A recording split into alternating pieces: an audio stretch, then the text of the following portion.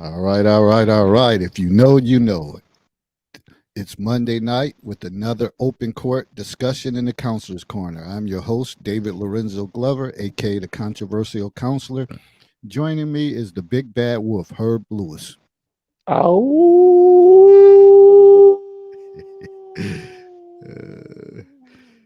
oh man, that was a long one. That was a long one. We never know which beautiful ladies will join the panel, so we will wait and see. But if you're ever interested in being part of the panel, please inbox myself or Herb for further details. But recap from this past Monday show, we discussed how has life lessons impacted your life. We covered two areas: taking things for granted, and you owe nothing to your younger self, but you owe everything to your present self. Now let's shift the focus to tonight, October 10th, as we discuss who protects black men from malicious people. This should be interesting. I can't wait to hear what comes out of this segment and what type of things are being said and done to the black man. Segment two: why date a person you don't want as a potential partner? And finally, segment three: it's a carryover from last week. You can't think your way into a new life, you have to act your way into one. A little bit of a mixed bag of topics that should keep you on the edge of your seat. We're getting close to 500 subs, so people, please subscribe, please like and share. Come on, let's wrap this up tonight, so I can break that milestone and worry about knocking out this next 500. So let's take care of that. 8 more to go. Please like and share our video, and please subscribe to the YouTube channel, The Controversial Counselor. So here we have it, Monday night. Good game on. Oh, the Raiders beating the Chiefs 14-0. Wow. Mm-mm. But what's going on with you, Herb? What's new? Man, just completing some roofing repairs to my garage before the weather turns bad. Sunday, postseason baseball, Yankees. I'll be in Cleveland game four. Man, nothing else to report, man. Life is going pretty good. Seems like a flat calm to me. Got no complaints. Okay. Same old here at the schoolhouse. You know how that is. Yeah. Honeymoon stage is winding down, and you know, uh, the true leaders are stepping it up and doing what they need to do as students, and the other ones are, starting to act up. But before we get to that, something that I just gotta say.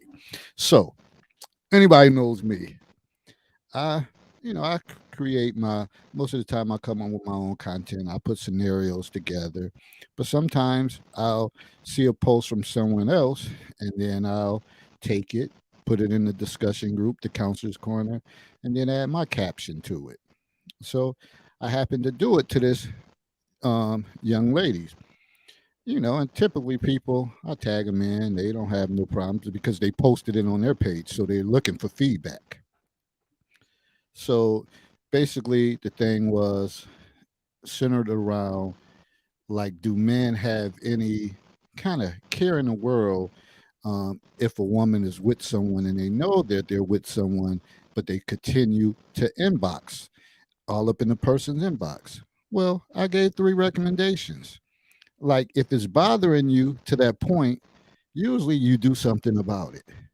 And one was, uh, make your page private, and only friends could see it, or friends of friends, or just your friends.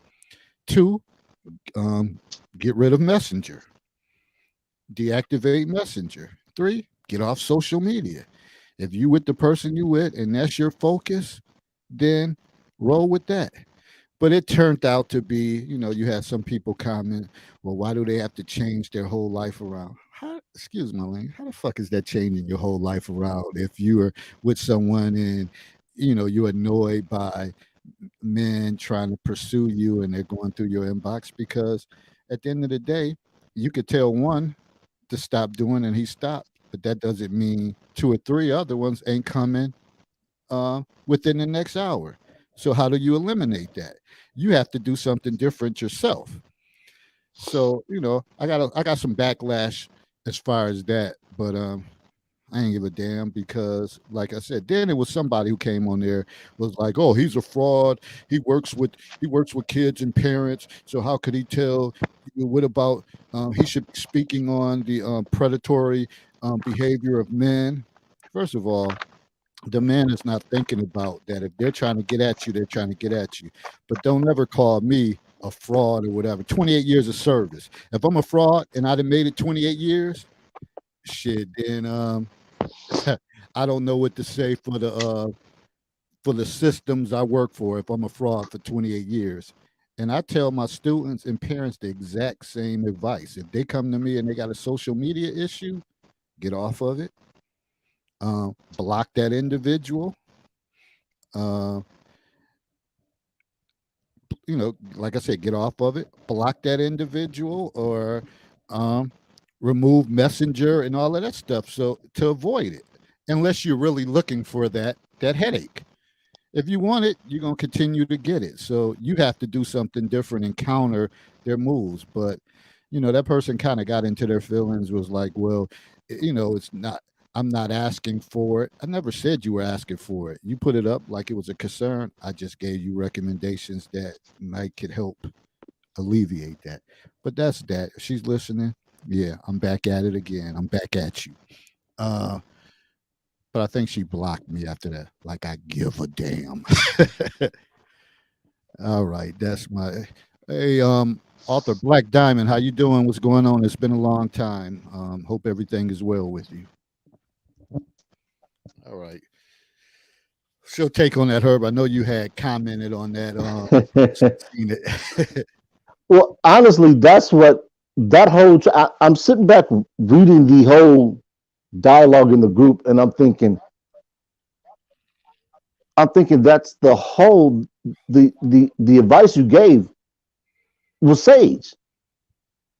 I mean, that's what you would tell anybody in any situation where they don't want to be bothered. You either don't be around the person as much as humanly possible.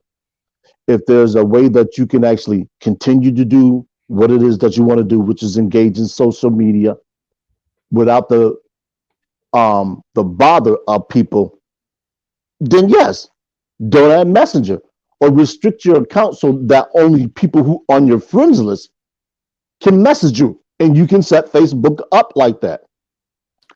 Acknowledgement to the great Obsidian Mamiya Ali.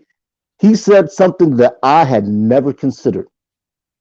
And this is why you got the pushback that you did, Dave. He said, Black women love social media. In other words, they want their social media the way they want it without restraint. That means all the bells and whistles. And if somebody bothers them, then that person needs to do something and not them, which is the total opposite of how we were taught as boys. So they continue to assassinate you and assail you. And I'm not going to give either one of the persons any burn. I just don't believe in that. If you want something from me, you got to earn it. So they continue to assail you. And I'm thinking, are you guys really seriously going to debate the merits of making yourself safer? And it falls in line with everything that a lot, I'll say it again, a lot of women want. They want to engage in what I would call reckless behavior and still want the protection, quote unquote, of the patriarchy that they're supposed to be fighting against. Make that make sense. Because I don't understand it. Not that I try to, it just it doesn't fit together. They're trying to put a round peg into a square hole, and when it doesn't fit, they want to cry. So then I sat back and I said, wait a minute. How can an individual that's giving somebody some advice on how to protect themselves be the boogeyman? And then it dawned on me. The reason why is because you're a black man. And that's when the question formed in my head. I said, who protects us from you? For my hip hop fans out there, I'm going back to the blueprint, not JayZ's blueprint, but the original blueprint. Yes, the Blastmaster KRS-One for the song "Who Protects Us from You." It popped into my head from the moment that black boys enter into this world. We are under constant attack, and if there is no male in the home, it's even worse. You don't have anybody to teach you, and this is something that Sir Tice hit on, and I want to make sure that he understands that I'm not speaking at you. I'm just talking to you. Who's the first person that teaches a young black man or a young black boy how to defend himself, how to fight, how to stand up against bullying, how to prevent being bullied? So if there's no male in the home or no father figure or an older brother, and all he have is that single mother, and she's emasculating him, when he gets to be a young adult, what do you think he's going to do? What do you think he's going to emulate?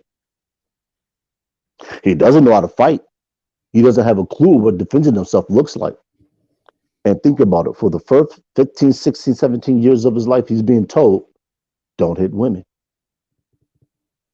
So what is he to do if he's in a relationship with a young woman and she starts to verbally assail him? And it gets to a point where it gets physical and she strikes him. Now, keep in mind, has been indoctrinating him to not hit women. So what does he do? Who does he call? If he calls the police, there's a pretty good chance that he's going to go to jail. And once he gets in the system, you can forget it. The system ain't designed to help black men, never has been, never will be. I don't care who feels any way about that statement. All you got to do is look at the numbers. Black men, by and large, serve longer prison sentences for the same crimes that everyone else commits. Black and brown men, more specifically black men, are incarcerated in larger numbers than anybody else, and that's in the world. We fail at school more, and you can attribute that to either a lack of assistance at home, the school to prison pipeline, or diminished IQ, as some people like to call it. Dr. Umar Johnson talked about all of this stuff, and a lot of people poo-pooed him and dismissed him because they didn't like him. I listen to facts, and when he talks about the prevalence of the school system to railroad boys into IEPs, which is a individual educational program, or things of that nature, I gotta ask, who's protecting them? Who's their advocate? Who's in their corner? And more importantly, do they have that support for life? Do they have somebody that they can turn to when they're wrong? Because we know Black Lives Matter doesn't give a fuck. All Black Lives Matter is there for, they're there for the money. You can go look at everything that they've done. They have no black males in positions of leadership there. The only thing they see black men is a dollar bill. Can they collect? And if they can't, they're not there. Wow. It's a damn shame. So that's why I asked the question, who protects us from you? Who protects black men from the system? Who protects black men from mothers that are near-do-wells? Yeah, I said it. Who protects black men from mothers who are near-do-wells? Who protects black men when they're out in the street minding their business and they get accosted by the police because you look like somebody? According to a lot of people, we all look alike. Doesn't matter if you're dark as me, lighter Dave, light, bright, damn near white. Hey, we are subject at some point in time. Doesn't matter who you are. Doesn't matter what position you hold. Doesn't matter where you are on this planet. One wrong move could be your last move. Man, yeah, you said a lot of deep things, and me being a educator for 28 years, a non-fraudulent educator. And the hell with that young lady, what the hell she got to say? But it's deep when you think about the protection of the black boys. And I often tell my students that down here in Baltimore, y'all have even in other places, it's more of a luxury now that you'll see you would see more than you would see a few people that look like you in the schools. When we were growing up, you might have one or two, and those people we gravitated towards, Yes. and we felt comfortable, and we felt like, okay, we had someone to have my back. I can give a prime example. I've probably told this story before, but I remember being in school, and I remember I got these nice Carolina blue Converse, nice. And my aunt had bought them for me, and I had them in my locker, and somebody took them.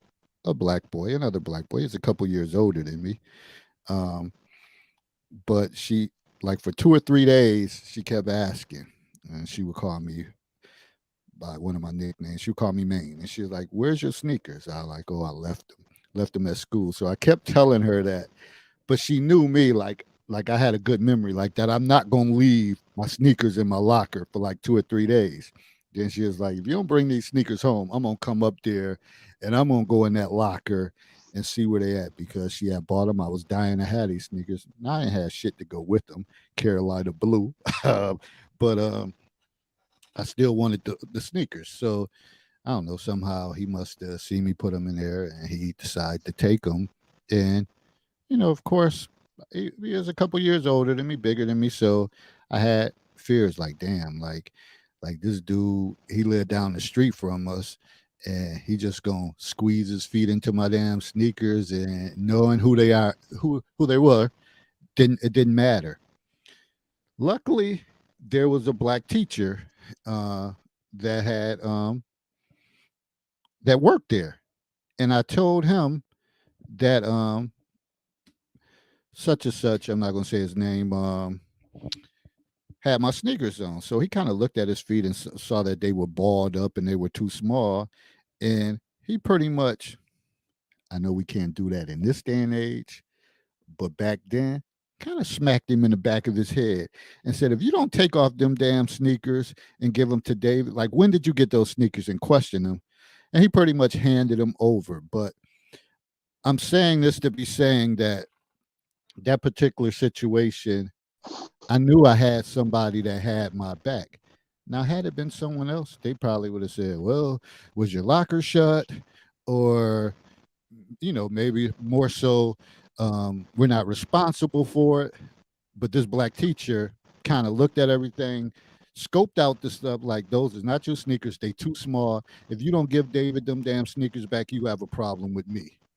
And he surely gave them back and never said anything to me, didn't confront me or whatever the case is. So I just that's just one example. Um, and I see we got a few people coming on, but the luxuries of that. And I always tell the students now, y'all got a lot of people that look like you. You got people that could look like you, could be your grandfather, your uncles, or whatever the case is. Relish this opportunity. Work with them, but this generation is kind of different. It doesn't matter if they're not connected with you somewhere somehow. They they're not messing with you. They don't care what color you are. They don't care what you look like. You can live across the street from them. They don't care. And I think that's a big thing too. Just gonna add the other people onto the stream. Hi, amen, amen. Or Allah, Allah, whatever Hi, you feel. I'm behind you. hi. I agree. You make a perfect point. It should be, everybody's equal no matter what. We have to have equality, right? How you doing? Yes. I'm doing great. I'm sorry. I didn't mean to break in like that, but I had a message on my heart. I had to get it off. Sorry. Go ahead. I'm sorry. You came No, off. you're okay, man. Hey, we appreciate you joining the panel, man. You're free to speak. Thank you. Thank you. Thank you. So we're Thank you. talking about, I'm sorry. Go ahead. No, we were talking about our first segment. We were talking about who protects the black man from Malicious people. Right. Right. Mm-hmm. Hey, I'm from the South, gentlemen. I'm sorry. I deal with this nonsense, and it's nonsense. Come on, let's not face it Mm. any other way. Every day, Yeah. it's nonsense. It has to go away. Be yourself. Be a fucking Hmm. be my friend, guy. You know, Yeah. No kidding. I mean, it's really that simple, right? I mean, we're all the really, same color on the inside, right? really. I mean, on the inside, we're all red, correct? I Yep. mean, Hmm. you meet a guy, he wants to be, kind of. Like I said, I'm from North Carolina. You get the idea. I see these guys, they back off. And I'm like, hey, I'm you. You see what I'm saying? Mm-hmm. You know what I'm saying? Oh yeah. 100%, Oh man. yeah. I mean, Oh yeah. every day I deal with this. It's just, mm. You Mhm. guys deal with it too, I'm sure. It's ridiculous. We can't talk about it. I get it. I'm sorry. I apologize. I see, hey, here's my hand. Shake my hand. It goes downhill. It's Mhm. really messed up. And when you think about it, and you say we all bleed the same blood, We if do. if everybody Mhm. truly genuine believed that, then we would have more peace between us, because a lot of times these I values agree, man. is pushed on us from um, our elders, and because Mhm. I know that Well, young kids. our parents did know a lot. That's why, there are parents. We get it. They don't have the same educational opportunities we had Mhm. because, we're there in the actual now. We get the. I'm trying to think of the actual word. I'm sorry. I'm really, really worked up right now because of this, but Yeah. it's the No kidding. education coming to us. We don't have the whole like they had. You know what I'm saying? You get it? You see what I'm saying? Yeah, They we didn't don't get it. have They we didn't don't get have the the whole benefit of a lot of things. So actually, yeah, I understand your right. frustration, which is why one of the Thank reasons why you. we breached this topic. Thank you. Mhm. Thank you. Word. Thank you. Word. I don't know how to get it Word. out. I'm Word. saying, we had so much more, and they're coming in right now with the lower stuff, and they're not getting the whole thing. See what I'm saying? Get it? Get Hmm. it, guys? Oh yeah. We hear you. Yes. Right on the We hear you. money. Right on that money. I mean, what do we do? Do we like offer more stuff? What do we do? I'm lost. What do we do as a people? What do we do? So I when you just say go day at a time, man. You know. so when you say offer them more stuff, what are you talking about? Well, I'm saying, right now it seems everybody wants something or nothing. You see, one side is all about, hey, I got to have this, period. Mhm. No discussion. The other side's like, hey, I'll give you this and a little more, but it's not enough. It's never enough. Mhm. I hope that kind of makes sense. I don't know. I'm trying. I I mean, mean, I think you it's. see what I'm saying? I mean, even there's like a higher social impact. I think it's even Right, like right, highly social, like just day-to-day lives, right, interactions, things like that. right. I'm from Houston, and I mean, there's all kinds of people there, you know. Hey, And hey, I'm right below you, man. I'm right there, yeah, in Texas too, yeah, right below you. oh yeah, oh yeah. It's Houston's neat. There's a lot of different kinds of people and stuff, and sometimes that's not always good. Like, you get like racists and stuff like that too. Uh, Yeah, sometimes, yeah. We yeah, don't want, yeah, we don't want none of them. I'm saying but like you have an idea, yeah. they don't get it. You got to explain it to them. How do you do it? I mean, my friend Chance Wilkins always bringing that up and like throwing it in my face, Hmm. but he doesn't know what he's talking about. I mean, and I'll be honest, I don't know. I don't know if he's 100% black. Not a problem with me. I'm cool with it. I'm just saying he's out there. Chance Wilkins. Hmm. I think. Go ahead, Anita. Oh, I was just going to say I wanted to jump in here real quick because when I was in the military, I understand there's. Thank you for your service, ma'am. Thank you for Thank your you, service. thank you. Thank By the you. way. Thank you. I experienced the same thing. Hmm. Like everybody was most like I was the only non-African Uh huh. American in my section, and they treated me Oh so wow. Oh, that's bad. horrible. It was horrible. That Did is So you, did, horrible. in a hey, sense, hey, I what, get what you're I got a saying. question. I'm sorry. I'm sorry if I'm saying the wrong things. I wasn't in the military, but I was curious.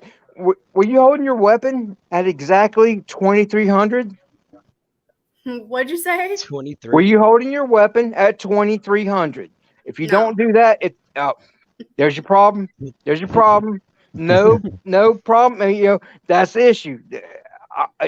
Thank you. God bless you, American. Thank you. But America. so I had got into it a couple times with some people that Oh. were acting rude to me. Yeah. I said the same thing you did. I'm like, look, No. mad on the inside. So why are you mad because Mhm. my boyfriend is black? Like, what Oh, does God it bless really him. matter? God Oh, bless him. God know? bless him. Yeah. No God kidding. bless And then him. when somebody talks ignorant, Right. I see the side eyes and everything. I And wish I if was your somebody black says boyfriend. something, I I'm do. like, I do. fellas, we let her finish your point. Oh, I'm sorry. Go ahead. it's Continue. I'm okay. sorry. I know you're worked up. Excuse me. If somebody says something out in public, Amen. I'm like, just cut your shit. It's not necessary, Yeah. It's not. So I'm gonna protect my black man. You should. I know. That's my man. That's my job. That's your God man. bless him. Love God your bless man, and God bless you, ma'am.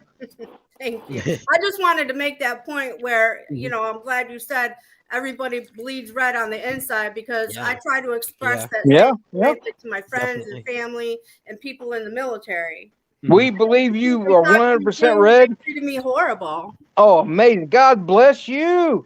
I'm Amen. talking about my own team in the military Mhm. because Your I team. Go wasn't ahead. black. So I was Mhm. like, so what? I can still perform my duty way, Yeah. way better than you. God bless you, ma'am. God bless you.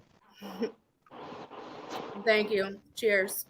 Thank Cheers. you. No, thank you. You're amazing. I'm sorry, gentlemen. I mean to take over your part, but Oh, you're okay, this man. lady. Oh, You're okay. amen. Mhm. Thank But- you.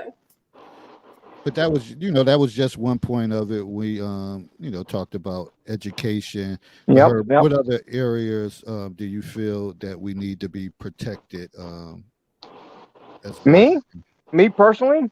No, I was asking her. Oh, apologies. I'm sorry, Well, ma'am. I got a list. How do they say on Living Color? You asked about it? Here you go. Paternity fraud, What? political Is that English? disenfranchisement. What? And when I say political disenfranchisement, I'm talking about felons getting their rights to vote restored. What, What fellas? was that, Herb? Who lost their rights? I'm sorry, I missed that. Okay, political disenfranchisement Mhm. is something Right? that felons experience when they go to jail or are convicted of a felony. And Oh. Well, hold on. questionable, sir. Questionable, sir.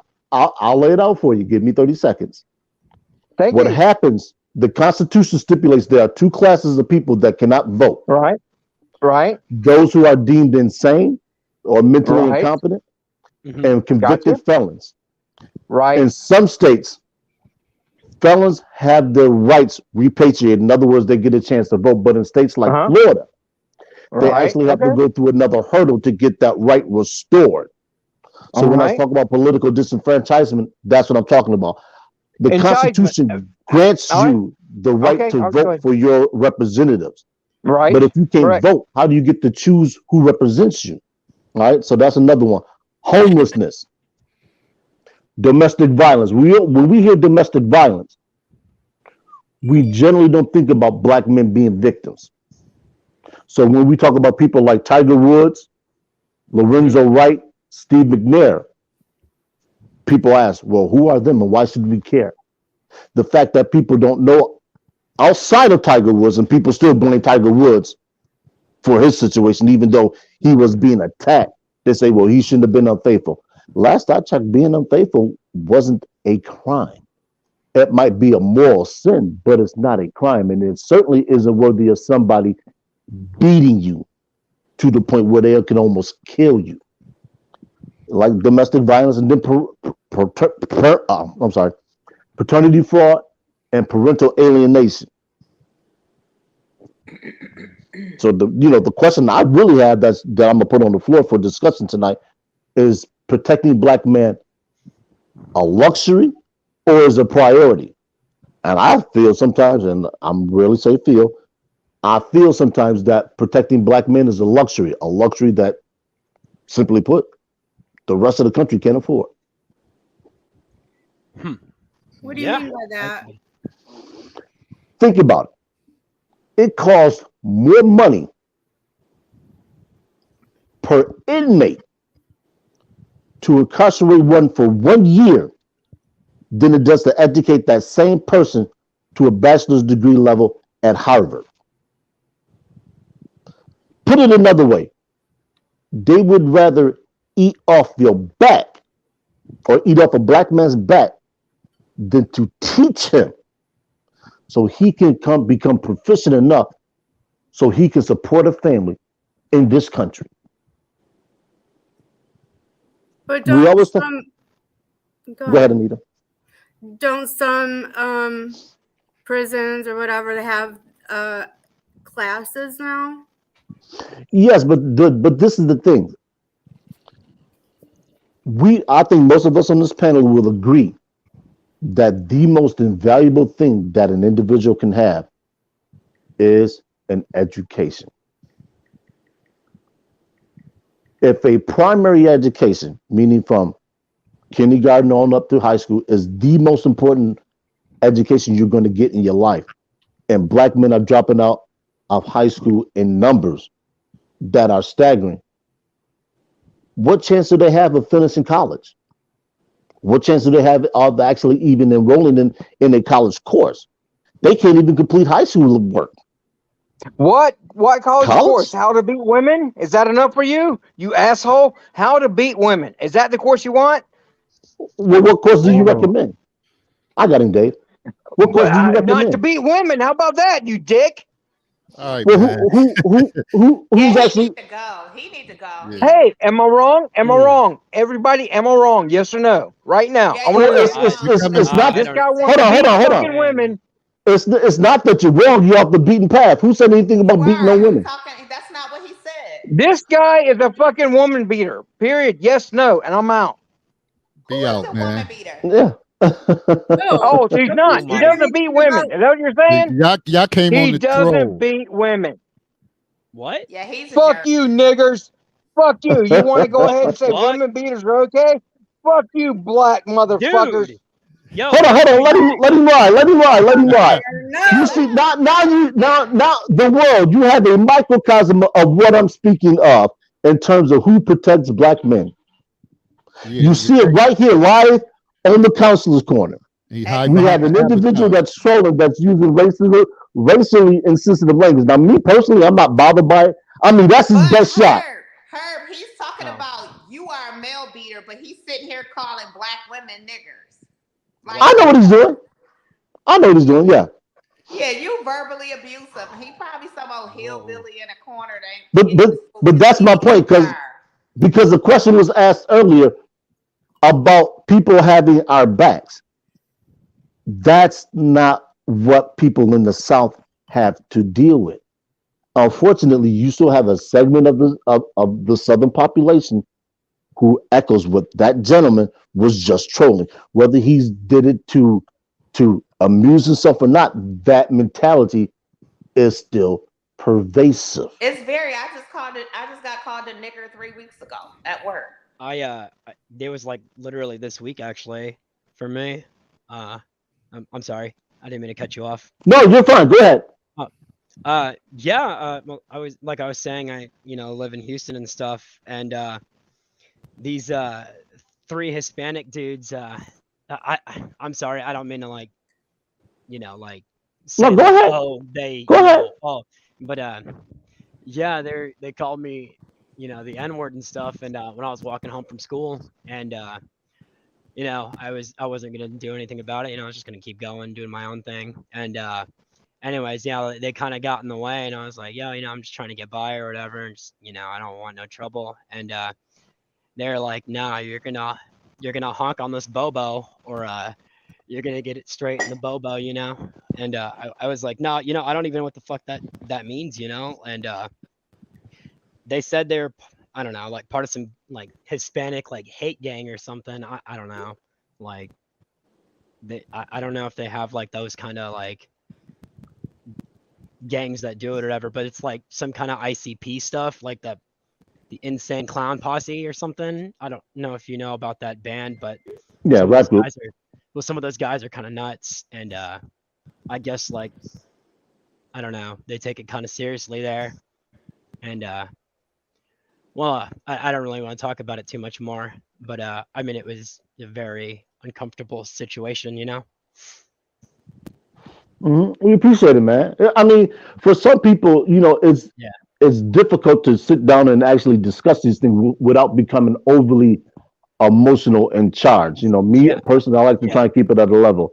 And Mhm. and I'm human just like anybody else. There are some things that they'll push me, and Mhm. I always have to remind myself that it's not what somebody does, it's how you respond. And just like you said, you avoided the situation, you went on about your business, Mhm. and more often than not, that's the right move. Yeah. I'm not. It reminds me of, and I mentioned the song earlier. Yeah. Who Mhm. protects us from you? By any means necessary. I believe was also on the Blueprint, or it could be his first album. Mhm. He said something to the extent of, "I can't do violence because your kind of violence is stopping me." And I asked myself, who would want to engage in violence? And when I got older, it made sense. Sometimes the only way you can meet violence is with violence. Now, that doesn't mean you actually are actively looking to engage someone to be violent, but that does mean you will protect yourself against an individual who means you harm. And I think far too often Black men are mislabeled as being overly aggressive or ready to fight at the drop of a hat. Sometimes that's because that's the environment that a lot of Black men have grown up in. Is you fight first and you ask questions later. And it's unfortunate that a lot of Black men aren't equipped with the ability to get out of situations where violence seems to be the only solution. I remember a lot of people wanted to challenge me when I was a younger kid because I didn't fight. It wasn't that I couldn't, I just didn't. I didn't see the need to. I mean, I had like maybe 2 or 3 fights my entire life. I just didn't believe in it. I just didn't. A lot of stuff I'd be like, all right, man, as long as you don't put your hands on me, you say pretty much whatever you want to. And that's why I have the thick skin that I do today. People just say, man, I couldn't tolerate that, man. I wouldn't have been me. And I ask myself, if I put my hands on this individual and I end up doing some kind of serious damage, then I've lost. I've lost the one thing that means more to me than anything else, and that's my freedom. I cherish the ability to leave and go as I choose. Not as somebody says I can, but as I choose. And for me, that there is no greater joy in life than to be literally to be free, to choose peace over violence. And I think a lot of young Black men aren't given the chance to experience freedom. Shout out to Dr. O'Neill, who was over in Nepal, I believe it was. I'm sorry, not Nepal. He's over in I can't remember the country. I'm sorry. He's over there with his passport, living life out loud. Who? Shout out to you, Doctor. Dr. O'Neill is another gentleman along with BGS, Dr. T. Hassan Johnson, and I'm missing one other person. Of course, Dr. Dunbar. Who am I missing? Green Gorilla, BGS, Dr. Neil, and like I said, Dr. Dunbar. These are, for lack of a better term, these are the thought leaders in the Black manosphere. They come credentialed. So when they say something and it's research, they have behind them the educational backing, so they're not questioned. Because we now who let's look at this. Let me ask this question: who are the Black thought leaders in America? 2 generations ago, The thought leaders were unquestioned. They don't exist anymore. There's nobody that we turn to in Black America that we can sit down and listen to him or her speak intelligently about our condition. The last person that I could think that's a holdover from that generation is Dr. Claude Anderson. And very few people listen to him. And I'm sure probably less people read his book, Powernomics. So what do we do now? We are literally lost in a sea with no rudder, with no clue of where to go, why we should go that direction, and more importantly, what to do. See, a lot of people keep throwing in the chat Kanye West name out here, Obama, folks of that nature. Kanye did a spotlight on the powers that be that exploit the Black community. Mm-hmm. There's plenty of them out there. there's. I mean, that goes back to the Black exploitation era of Hollywood, and not much has changed in terms of the Black male being exploited. I want to make sure that that's clear. And Anetta, you are doing wonderful, and I wish you all the best. Continue to ascend. Thank you, honey. What they are doing is they are usurping Black male presence, not authority, but just Black male presence with the LGBTQ directive. I mentioned Black Lives Matter earlier, how there was no Black males on leadership roles. That's one of the ways that they do it. You look at, and I think Tyler Perry's a phenomenal talent. He's done a magnificent job. But what is he best known for? Well, he promotes it. Correct. And that's what they use to undermine Black masculinity.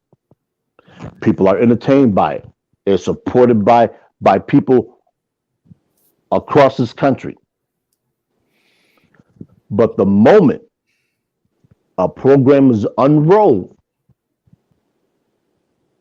to put Black men back on a proper footing, it's shot down. And I'm talking about my brother's keeper that former President Obama tried to roll out, and it was shot down summarily. So how does the Black man in this country gain a foothold if everything that is put forth to aid him is undermined? Well, I mean, I think that's a legitimate question that many of we don't have the answers for. But one of the things I always say, shit, we don't have no unity. Like we don't stand together, and I think that's the first step is for us to stand together and support one another. But we're built.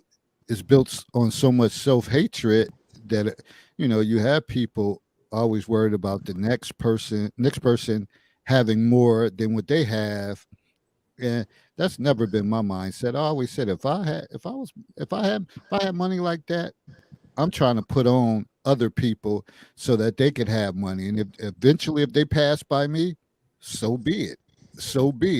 Long as I'm living comfortable within myself. But we have fake competition between us when really some of that shouldn't even be like a competitive thing. Like, okay, like I said, if I come up on something, I'm gonna try to put Herb onto it.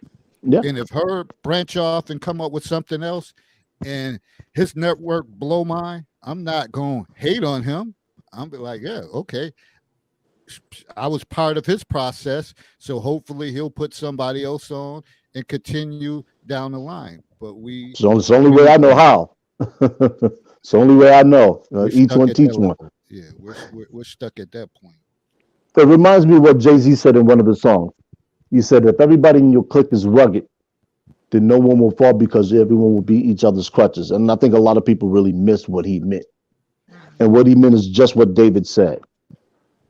no matter what, we should all be working together, especially black men, because what we're told is you guys don't lead.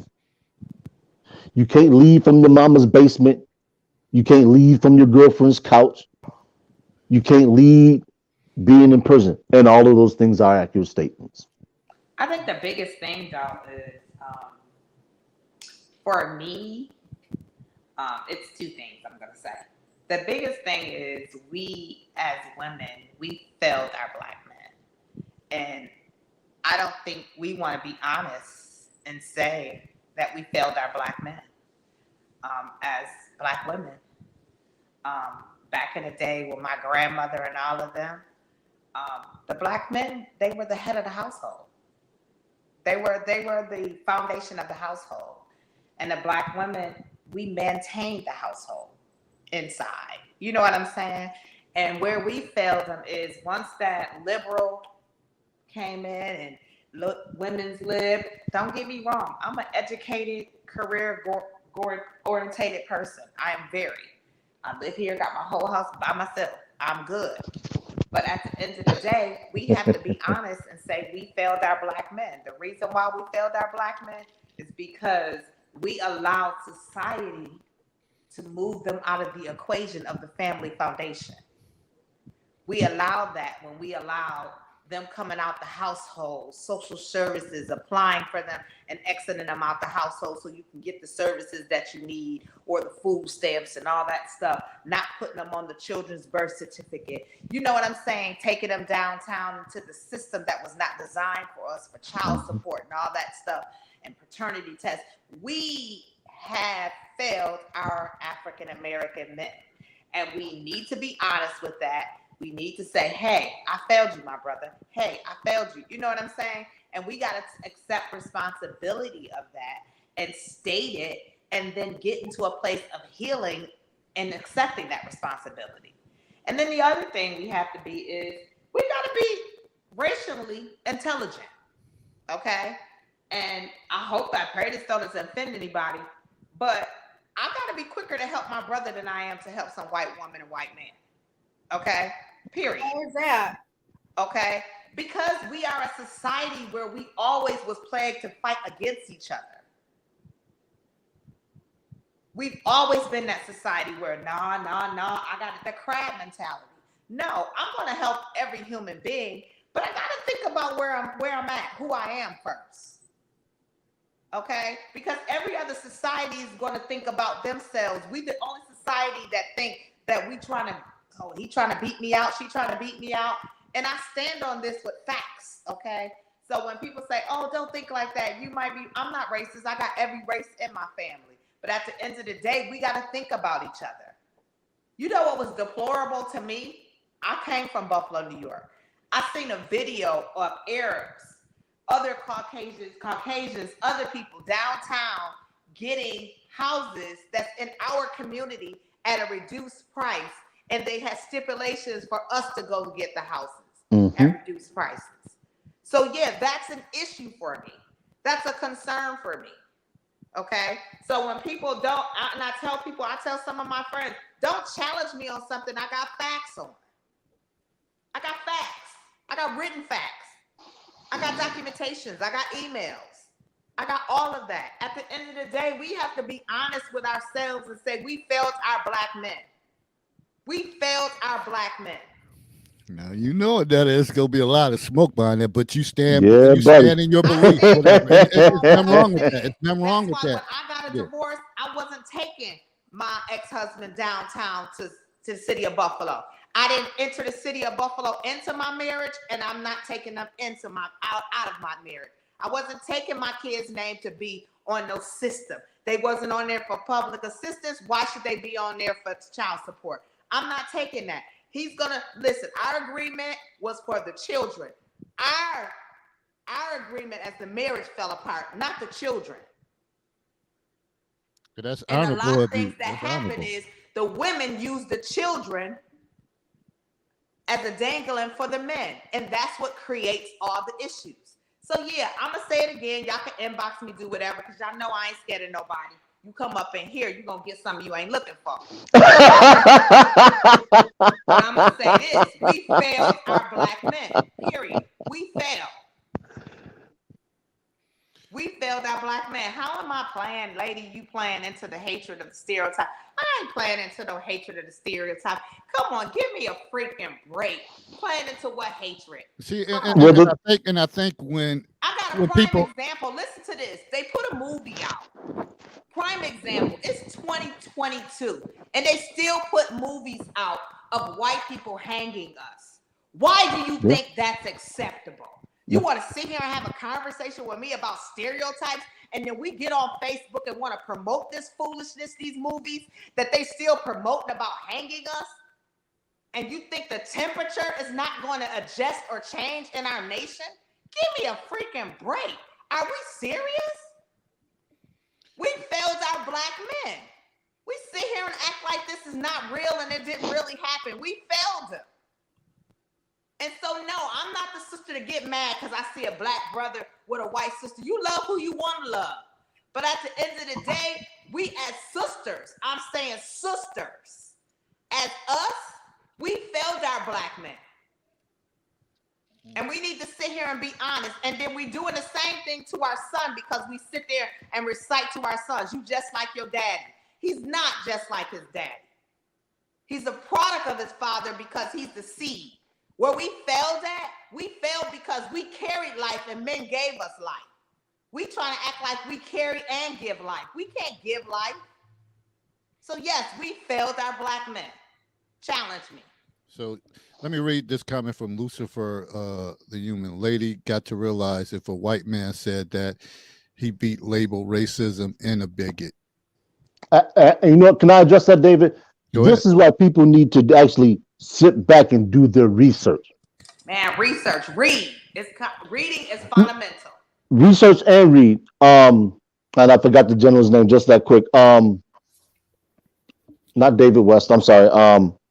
Tim Wise. Tim Wise has been saying stuff like this for at least a decade. And he speaks to sold out audiences. So that statement, not only is it false, it couldn't be more correct. But this is what Tim Wise is essentially, he's I don't want to call him a civil rights activist, but he's an individual. He's a white male, Caucasian male, who speaks on the inequities in America in terms of class and more specifically ethnicity. Kennedy said it when he was president. We're talking 1960s. He said, sure did say it. He said, if you are content with the treatment of the Negro, then are you willing to switch places with him? And he also stated that the laws are not made for us. So that's what I'm saying. People could sit here and say whatever you want to say. At the end of the day, you can guard your temperature, but I know what the real temperature is. What's the real temperature? What do you mean by that? Racism is very much real. It is. Even more real. It's even more real, and we have to admit that their whole plot is to demise and dismiss our black men. You know why? Because they are the strength carriers. But when you say they are the leaders, because you know what? I love it when I see a room full of black men that are powerful and leaders, because they are the leaders. They're dangerous to other races. They're dangerous because they're powerful. Yo, lady, I'm just saying, but as a Gen Z white guy, if I said what you're saying right now, like, I would be bashed hard for it. I just want you to know that. Well, here's the thing. But what did I say is incorrect? Well, that's not what he's saying. There's not really that's not what he's saying. Nowadays that are like showing a whole lot of black people being hung, but also the fact that like there's still World War II movies, shit like that, like obviously being made. So I mean, you know, historical things are just that the movies like that, or just media in general, is gonna happen just to show like, hey, you shouldn't do that shit no more. It's bad, obviously. But like also, I mean, if I was saying as a white guy, hey, you know, I see my white people here and I'm gonna protect them, I'm gonna defend them over the black people. That just doesn't make any fucking sense. And I'm That's also not what gonna I get said. fucking thrown out But it's for it. what That's not what I said. it's how it I came stated across, that though. I'm going to be more amped to help my brother and sister. It And kind of because is as a what you human said, being, though. I got that right to choose who I'm going to I help. mean, I have a whole lot of black Okay. brothers and sisters that I work with, and I would save them over like a whole lot of other people that are assholes. It don't really matter the color; it matters what kind of personality you have. Let me interject, and I think it's more so that she's saying us blacks need to stick together because everybody else sticks together. Correct. They And hear I what think you that's hear the what case. you want to hear. At the end of the day, I'm saying we need to stick together as a culture. Period. Am I tired of seeing movies of lynching? Yes, I am. You know why it affects me and it's personal to me? Because my father does not have feeling in his hands because he was black and he had to come up north. And I lost uncles because they were black. So yes, it's very, very touchy for me. So when people have conversations with me, my father, being old as he is still traumatized from being a child and seeing his uncle being killed in front of him from Mississippi because he's black. So yes, I don't want to see no movies of us being lynched. Not when I got to hear my daddy tell the story about seeing somebody being lynched. Well, gang, you never know what you're gonna get out the counselor's corner. That's all I can say. Yeah, never know. I'm just saying, don't sit here. I'm tired of people trying to have this pacifier attitude. Oh, if I said that, listen, I said what I said because we lived it. I said what I said because I got family who went through it.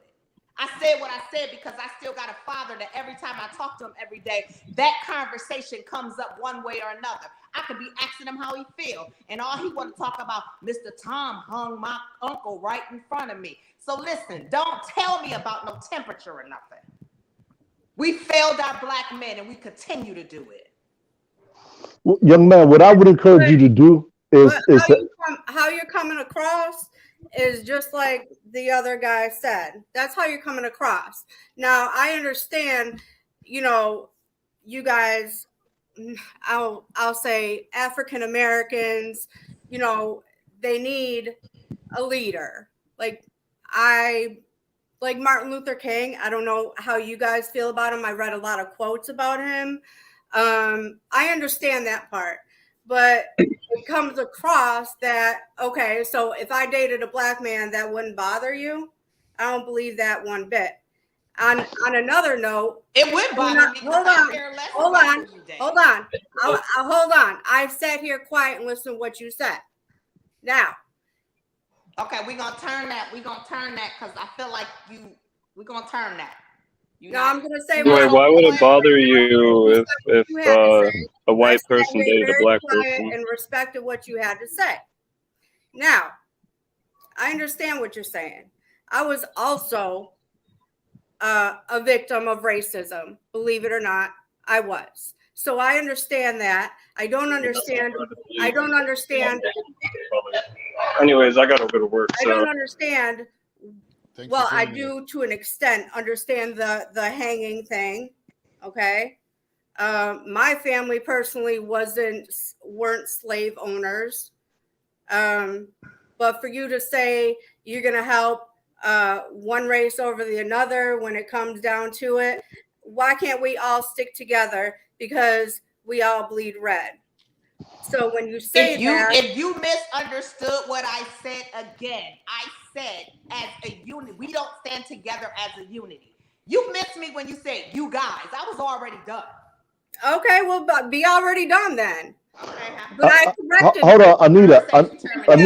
I said I corrected myself. If me saying you guys offended you, I apologize. That's why I corrected myself. African Americans. Do you want to be addressed as African Americans or black? I want to be addressed as a netta. I want to be addressed as a netta. So now I'm going to terminate the conversation with you. What else do you guys have to say? Okay. Hold on, Anita. Ask yourself. You don't have to answer these. Ask yourself these series of questions. If you go to a Jewish community, who is primarily in that community? Okay, like I said, don't answer, don't answer, don't Okay. answer. If you go to an Italian community, who is primarily in that community? If you go to a German community, who is generally in that community? You can go on down the line. But if you go to a black community, who is generally in that community? When they talk about gentrification, they're talking about the black community. So you no longer, Harlem used to be 100% black. If you go to Harlem today, that's no longer that's no longer the reality.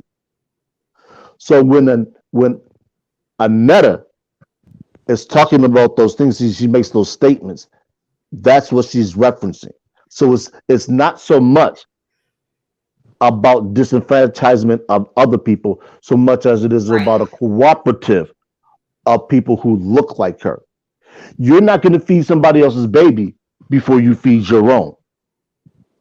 You're not going to feed somebody else's family before you feed your own. And what she's saying is black women have been having the propensity of feeding everybody else's family Exactly. except their own. So how do you have protection as a black woman if you need males, specifically black males, to protect you, but you're feeding somebody else? But That's what she's. not how it came across, though. I understand that. That's why I'm trying to be the mediator But to I get you. elaborated even more about our race and how I took the blame on us. I never blamed any other race. I said we, black women. So you take it however you want to take it. But I stated for us. I'm only going to speak for my race because I only speak from experience. I'm not speaking from speculations. Okay. You don't have to get worked up about it, but I'm just telling you the way you came across is the way Anita, you came I across. can do whatever I want to do. If I'm passionate about something, I'm saying you on here passionate about who you want to date or whatever. Everybody have a different level what they passionate about.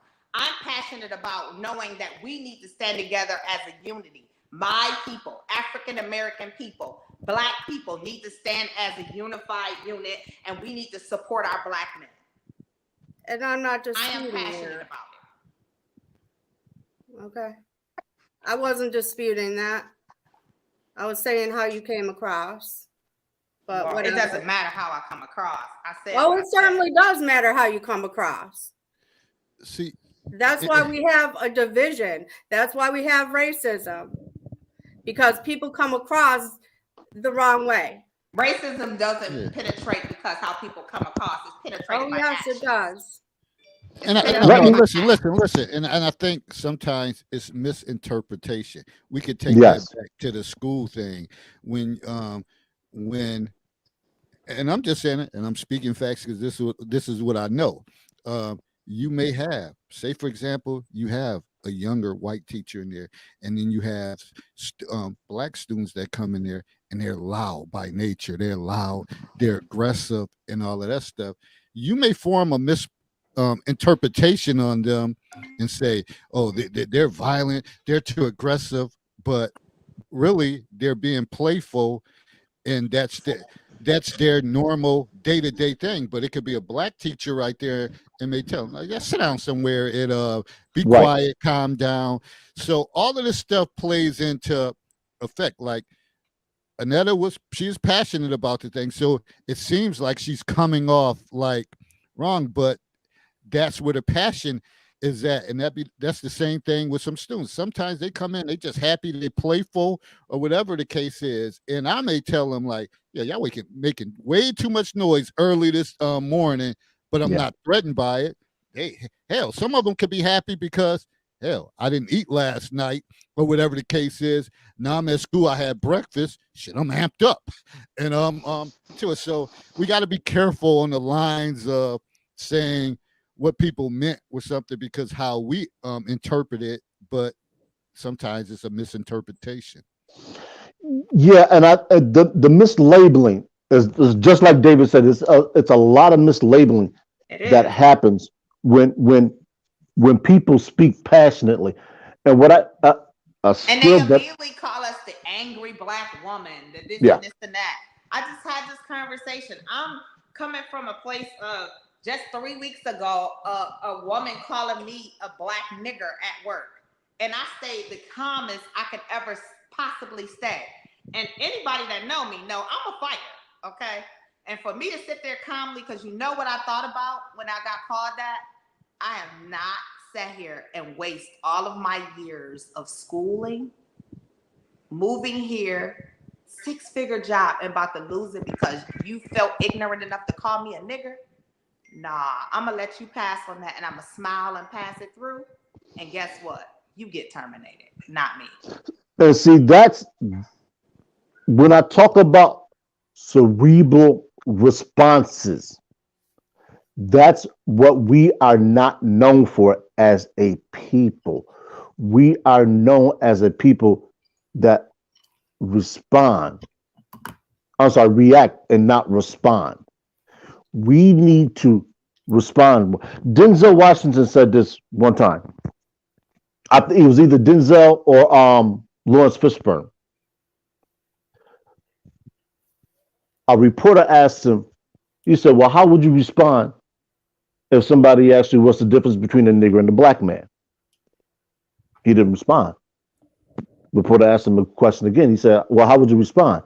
He said, a black man would not respond to that question. See, we have to stop dignifying ignorant behavior. Yes, it's difficult. Yes, it strikes at pride. Yes, it means that your ego has to take a back seat to your intellect. And you'll find more often than not, when that happens, you put yourself in the power position because now that individual does not know how to respond to you because they think that you might be violent. And as long as they think you might be violent, they're going to leave you alone because they don't want none of that. Because the perception is that we are. This is when it's okay to allow a certain perception to permeate. Because like I always tell people, my bite is probably just as bad as my bark, but you don't want none of the bite. So I let the bark work. And it has worked well for me. I have not had a fight since I was about 18, 19, going back to senior high school, because I don't feel the need to fight. Honestly, I don't. I speak too well. And I will verbally castrate somebody before I lay my hands on them. More often than not, that's enough. And I work with people. I've had to face racism at work. Just like Annetta, I've had to endure being called a nigger at work. I've had to endure somebody not wanting me to serve them as a server because of my complexion. Nothing else. I did nothing wrong, said nothing wrong. It was just because of my complexion. Those things still exist. And the farther south you go, the more likely you are to encounter those things because there is no retribution, whether it's from individuals or from laws. So people still can get away with that kind of stuff. And it's unfortunate, but that's where we are as a country. And you can't wash it away. You can't educate it away. The only way that this actually gets better is those people who teach and push that rhetoric, they got to die. It's a slow process. It's going to take a little bit more time. But the browning of America is one thing that's actually going to address that because eventually we're all going to look, about 4 or 5 generations removed. There's going to be a lot less people that look like Dave, Annette, and myself, and more people that are closer to your hue, Anita. That's the reality. What was your question? What was your question? I feel like we went off topic. What was your question? My question?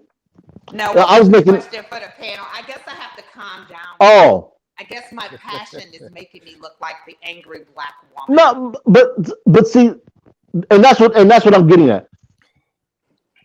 I'm actually being very snarkish. I'm not, I really don't care about what people's views and opinions of me are. At the end of the day, I'm at peace with my life, and I'm at peace with the decisions I make. And I'm also at peace. I treat everybody right.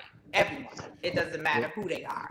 But at the end of the day, we talked about our men, and we talked about, and I'm talking personally about African American men. And I'm stating this as facts. I'm stating this as knowing, dealing with other women. I'm stating again, we African American women have failed our African American men. Yeah. So For one, we don't, and I'm gonna say, let's make it general. Let's say men. We failed men. I'm so tired of hearing I ain't no good men around. First of all, should nobody talk to you if you can't even speak. It's not any good men around. Why is it any good men around? If they're good enough to have babies with, why wasn't he good enough to be with? Those are posing questions. If he's good enough to sleep with, then why isn't he good enough to be with? So we make statements about men, and then we sit here and wonder why we're in the situation or in the predicament we are in. Yeah. Men are the leaders. And I keep saying this over and over again. They're the leaders. Okay? We women, I don't care what race we are. We came from their rib. They're leaders. And as I stated before, we carry life, men give life. If that's not enough tool right there for you to understand the significance of a man.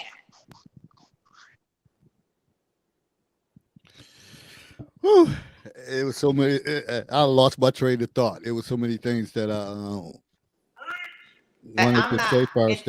I'm not caught up on everybody having their opinion, perception, my perception. It's actually your perception. Your perception. That's your reality. At the end of the day, I'm confident in what I say and what I do. At the end of the day, I'm confident in my beliefs, and I have convictions in my beliefs. So that's no one one can sit here and say, "Oh, you're racist" or whatever. Not true. Not factual. Because if you go up on my page, you will see that I'm not. So that's one of the things that I wanted to say. You made a direct thing. You said we fail black men. So I don't know how all of this even came into existence. It seemed like you was trying to take accountability. Yeah, as a black woman saying exactly. we failed our black men. So I don't know how all the other ethnic groups and all the racism was even tied into it when it was basically black on black. We failed. I'm stating that we failed our black men. I stated that we need to have more unity. We need to look out for each other more before we look out for anybody else. We do. Why? I mean, come on. I think because you said it and other people do it, they just don't voice it. You actually said it. That's the problem. The problem is we don't. The biggest thing for something happening is just when you think it, you apply it, and you say it. Yeah, thoughts, feelings, and behaviors. Sometimes people don't want to say and face the reality of what's really happening. They want to skirt around stuff. I'm the one that's going to speak it. I'm going to say it. 9 out of 10, if you thinking it, Anetta Williams is going to say it. Shine Dog. Hey. Hello. Sneaky. What up, Sneaky? Hey, girl. Hey, you coming on here, girl? How are you guys? Hey, we all right? It's been a while. What's the next topic? Okay, we can move on, but the thing about it is this is not going anywhere, and I think I always said when I came up with this platform, you're gonna feel uncomfortable. There's gonna be times you feel uncomfortable. You're gonna get off here and be like, "What the hell?" Well, what did I just miss? Oh, you missed a whole lot. We had a whole. Girl, we was called niggas on here and everything. They was coming for me, girl. I was scared. I know that's a lie. But Herb had my back, though. Herb had my back. This is a part of growth. This is a part of growing and understanding and listening to others. And we don't all have the same experience culturally. No, So not that's at all. one thing. So sometimes you just have to sit back and listen and maybe feel somebody's pain or passion and realize that's not my experience, but I can't speak to that other person's experience. But that's I'm saying that it's easier said than done, but people gonna speak on what they want to speak on and don't make it necessarily right. That's called culture empathy. Mm-hmm. And I'm sure nobody can relate to my experiences either. So But We can't. it's this is the thing we have to get by, so to speak. The thing that led Anetta to talk about her experiences was the fact that communally we are broken. It's akin to trying to use a broken arm to do something in your house and you can't, but you're expected to compete with everybody else who has a fully functional arm. But as opposed to healing yourself so you can get that broken arm fixed, you want to say, well, with this broken arm, I'm going to help everybody else and I'm going to leave my house in disarray.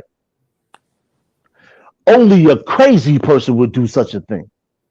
And that's what Anetta was speaking to. She just happened to give more poignant examples so it could be understood, and people interpret those as if she was saying, don't help anybody else. Like I said, there is nobody on this panel, there's nobody else who's going to hear this and think, I'm going to go feed my starving neighbors before I feed my starving family. There's nobody who's going to do that. But that's what we have been conditioned to do as Black folks. Think about it. The greatest jobs program that has ever been unrolled for Black men was taken from them and given to somebody else. That's affirmative action. Affirmative action was supposed to be a jobs program specifically for Black men. And if you don't believe me, look it up. can you say that again? I didn't hear you. Affirmative action was supposed to be a jobs program specifically for Black men. You guys always hear me talk about the Moynihan report. That comes out of the Kerner Commission. Out of the what commission? The Kerner Commission. The Kerner Commission was a report that was done. I can't remember what department out of DC did it. And it said, in order to right what's wrong with the Black culture, we need to put the Black man at the financial head of his family. Think about one of the glaring things that Black women say about Black men in aggregate is that we don't make enough money to lead our families. That's one of the things that the Kerner Commission pointed out as well. They said, okay, if we put Black men in the position to be the financial breadwinners of their families, we can right what's wrong with their culture. But they found out later that it didn't work. It had the opposite effect. That's what Anetta's talking about. Well, see, Moynihan sisters is the other phrase that's used to describe that. BGS has been on here. We've talked about this ad nauseum. And people don't sit down and read and understand how all this stuff comes together. When people read, they read with emotion. Take the emotion out. Seek facts. and we talked about this before. So they could say all that, but then they decide to remove vocational stuff from schools and all that stuff, trades and stuff that they knew. Black men were nice with their hands. We built this country. We were built like that. But they said, oh, let's focus on taking tests and things of that nature, college and career and stuff like that. When They lot of know Black men- putting Black men, if they put Black men in a position to win, they gonna lose. Each But and see, every that's- time. I'm sorry, go ahead. No, that's it. That was a statement. If they put Black men in a position to win, they are going to lose each and every time. But see, this is the thing that perplexes me. Anytime this country has aided black men, the country has benefited. Think back to the Civil War. We had 150,000 freed and former slaves fight, and they were pivotal in the outcome of this country's future. But that helped the white men. But which is my They're point. not. Which is They're my not. point. But if you put a black man in the position to win, and the black men start leading their household, they're in a position to put their family in better positions, better education, better school zones, better Reduce housing, better violence, homes. all that. All of the stuff that holds black families back will slowly decrease. Now, us as a black community will be better and better and better. You see it already where you have more and more black families staying together. You have more and more black men and women being educated. You have more of black excellence, so to speak. And that's because these black men have been finding ways to figure this thing out, regardless of Yes. whether their father is out the home, regardless. And guess who's losing power right now? The white man. So they're going to try to take this stuff away. They're going to try to figure out how to maneuver and how to change things up, because we don't want it. We want it to be good enough so you guys stop complaining, but we don't want it to be too good, whereas though you can get the same opportunities that we have. We don't That's want what you you. standing next to us on the board. We don't want you sitting next to us in the Supreme Courts. We don't want that. Right. That's an excellent point. Actually, if we look at the I don't want to call it uprising, but the protest that occurred at I think it was Chancellorsville with the young man who drove his car into the crowd and killed the young woman. Charlottesville, was it? Charlottesville, thank you. I'm sorry. I have so many drills now, and I got Civil War sites in my head, so they tend to run together. Yeah, Chancellorsville. So all of that stuff stems from that, because their chant was Jews will not replace us. Not blacks, but Jews. Mm-hmm. Ask yourself, why did they say that?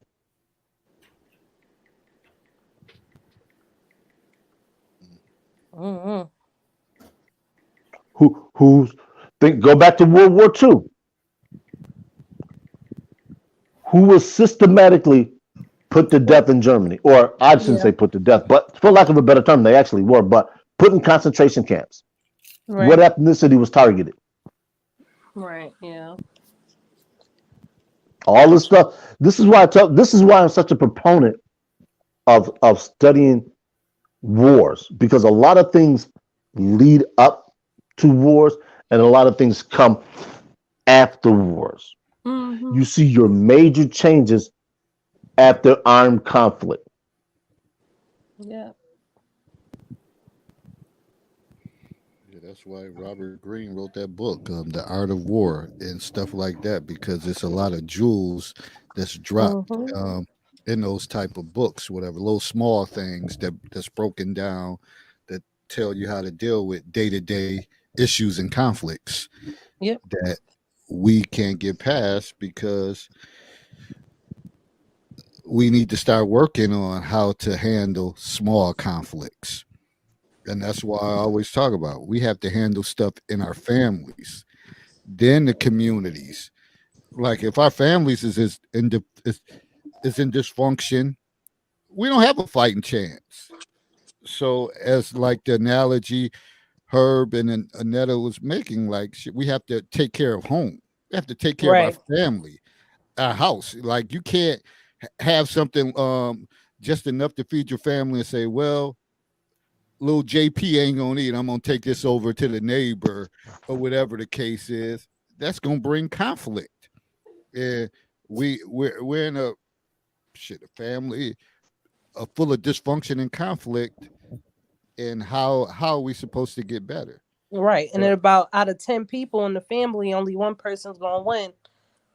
Whereas though you have this other family over here, they got 8 out of 10. Yep. But we also, something that I always talk about to my family is when we were growing up, that's why I tell people, I didn't know I was poor until I went away. Okay? Yeah. Because we never missed a meal in my family. And I came from a very big family in Buffalo, New York. Everyone knew our family. But the thing is, most of my uncles, my dads, and grandma, they worked at Bethlehem Steel, General Motors. They worked at the plants. You know what I'm saying?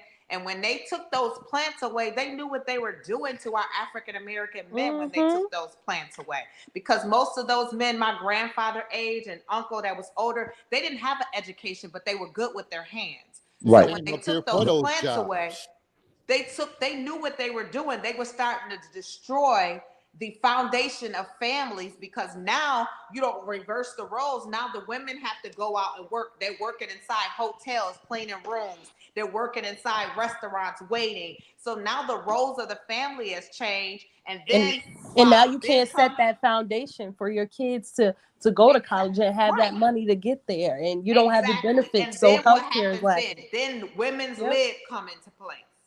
You've already tried to maneuver the process of us having leaders, and then the women live. Not that I'm fighting, and many people might be like, but you're a woman. Yeah, I am, but I'm also a woman who was raised around very strong men. So I know what a man looks like, and I know what a man's supposed to look like, and I know what a leader looks like. So I want to say, again, I state that we have failed in so many areas, allowing society to displace our men, and then we assist society in displacing them. Absolutely. So nobody can't challenge me on that when I'm bringing facts on what I'm saying. You can't challenge me on facts. We How could you challenge me on facts when I can tell you what year it started, when it started, where it started, how it penetrated, how our families changed. When we were growing up, you ain't hear about, they living in a single household. That wasn't a predominant conversation, because you know why? Grandpa was in the household. Uncle was in the household. They were helping them raise their children. And now we move from that type of society where that's not important. I grew up in the area, Cold Spring Fruit Belt. Family was family. It didn't matter. You got whooped by one, you got whooped by all. Yeah. And that's so true. And even I think about my growing up experiences. People thought, "Oh, y'all got it going on. Y'all rich. How we rich?" I knew we were poor. We were poor, but we had strong family support. We lived right next door to my grandmother, and and my grandfather had a plant job. My aunts and all that stuff, and they all helped they helped us out. They helped my mother out, and so we never missed a beat. So when it came to getting new bikes, new sneakers, and all that stuff, they all chipped in to help. Right. You don't have that shit now. You can't. Half of the time, these young people can't ask their sister, brother to borrow $50 or whatever the case is. But family back then, if they didn't have kids, they said, "I'm gonna help my sister out because she has 3 or 4 kids." Now, Mom, I know you listening. You might not want nobody.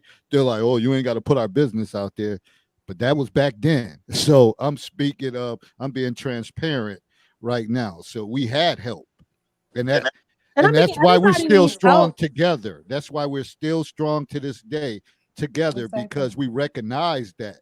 When you don't have that, that's why families go off and you're like, "I ain't talked to my mother in about a year or 2. I ain't talked to my brother in 3, 4 years." But when you're strong together, that shit lasts. Yeah. All right, I'm done off the soapbox. I only need a few seconds. What was the next topic? Okay, the next topic. I thought Lucifer was going to work, but he got a lot to say. But anyways, Lucifer today. Who is Lucifer? The person who came on here. Oh, I don't be talking to no Lucifer. Yeah. But segment 2, why date a person you don't want as a potential partner? Ooh. That is disrespectful. Was that little Sean dog who said that? Did she? Yes, he did. I can give you a couple. Question, huh? Oh, go ahead. I'm gonna give you. I might have to exit stage left. No, that was my mistake. I'll add to this right now. Just because you date somebody doesn't mean they're right for a partner. So when you're dating, it's to find out what you do and don't like. And at different stages in your life, you figure out what you like at that stage in your life. So what I liked at 21, all the experiences I had from 21 till now I understand why I had those experiences dating. They weren't necessarily the right person for me. Or Forever. maybe I just need my rent paid while I'm in school. Like, is that a real I question? ain't mad at you. I mean, it is what it is. Maybe I want to go to Cancun. Dipped out again. I think your system is trying to tell her invoke the Fifth Amendment. Yeah, somebody yanking her. Like, get your ass Her off sneaky here. link. Don't you pull me in. I mean, there's a million of reasons why, why Anita said it. Sodacy said it. I mean, people, this is the crux of it. Barnum and Bailey, one of them said, a fool is born every day. Now, I'm going to be the first to say it. If you are in a relationship, I don't give a damn what kind of relationship it is, whether it's a business, personal, romantic, make sure that you are getting something that you want from the arrangement. I'll say it again. Make sure you are getting your pizza, Herb. make sure you are getting something from the arrangement. As one of our panel members used to say, fair exchanges, no robbery. All right? Because I'll be damned if I'm in any relationship with anybody and I'm not getting something I want. I might give a lot, but as long as I get what I want, I'm cool with it. We got some people out here that ain't getting what they want. And I know ain't isn't proper English, but I'm going to say ain't anyway. They ain't getting what they want. And they're hanging in their hopes of maybe I get what I want. Ensure you get what you want. Don't think, don't hope. I'm never disappointed in the relationship I'm in. No, I'm just saying people. I mean, what do you call dating? Because I mean, everyone has a different definition. Like, I have to agree with Anita. Everyone's definition is different for dating. So you could be just hanging out with somebody, or occasionally going out to dinner, or y'all find out y'all just good as, bed partners or whatever. But that doesn't define that you're dating that person. You get what I'm saying? Yes. Well, yeah. I simplify dating as this: a non-commitment between individuals that you're going to engage in specific acts. That's dating? Yeah, hold on. The acts do not have to be defined. Okay?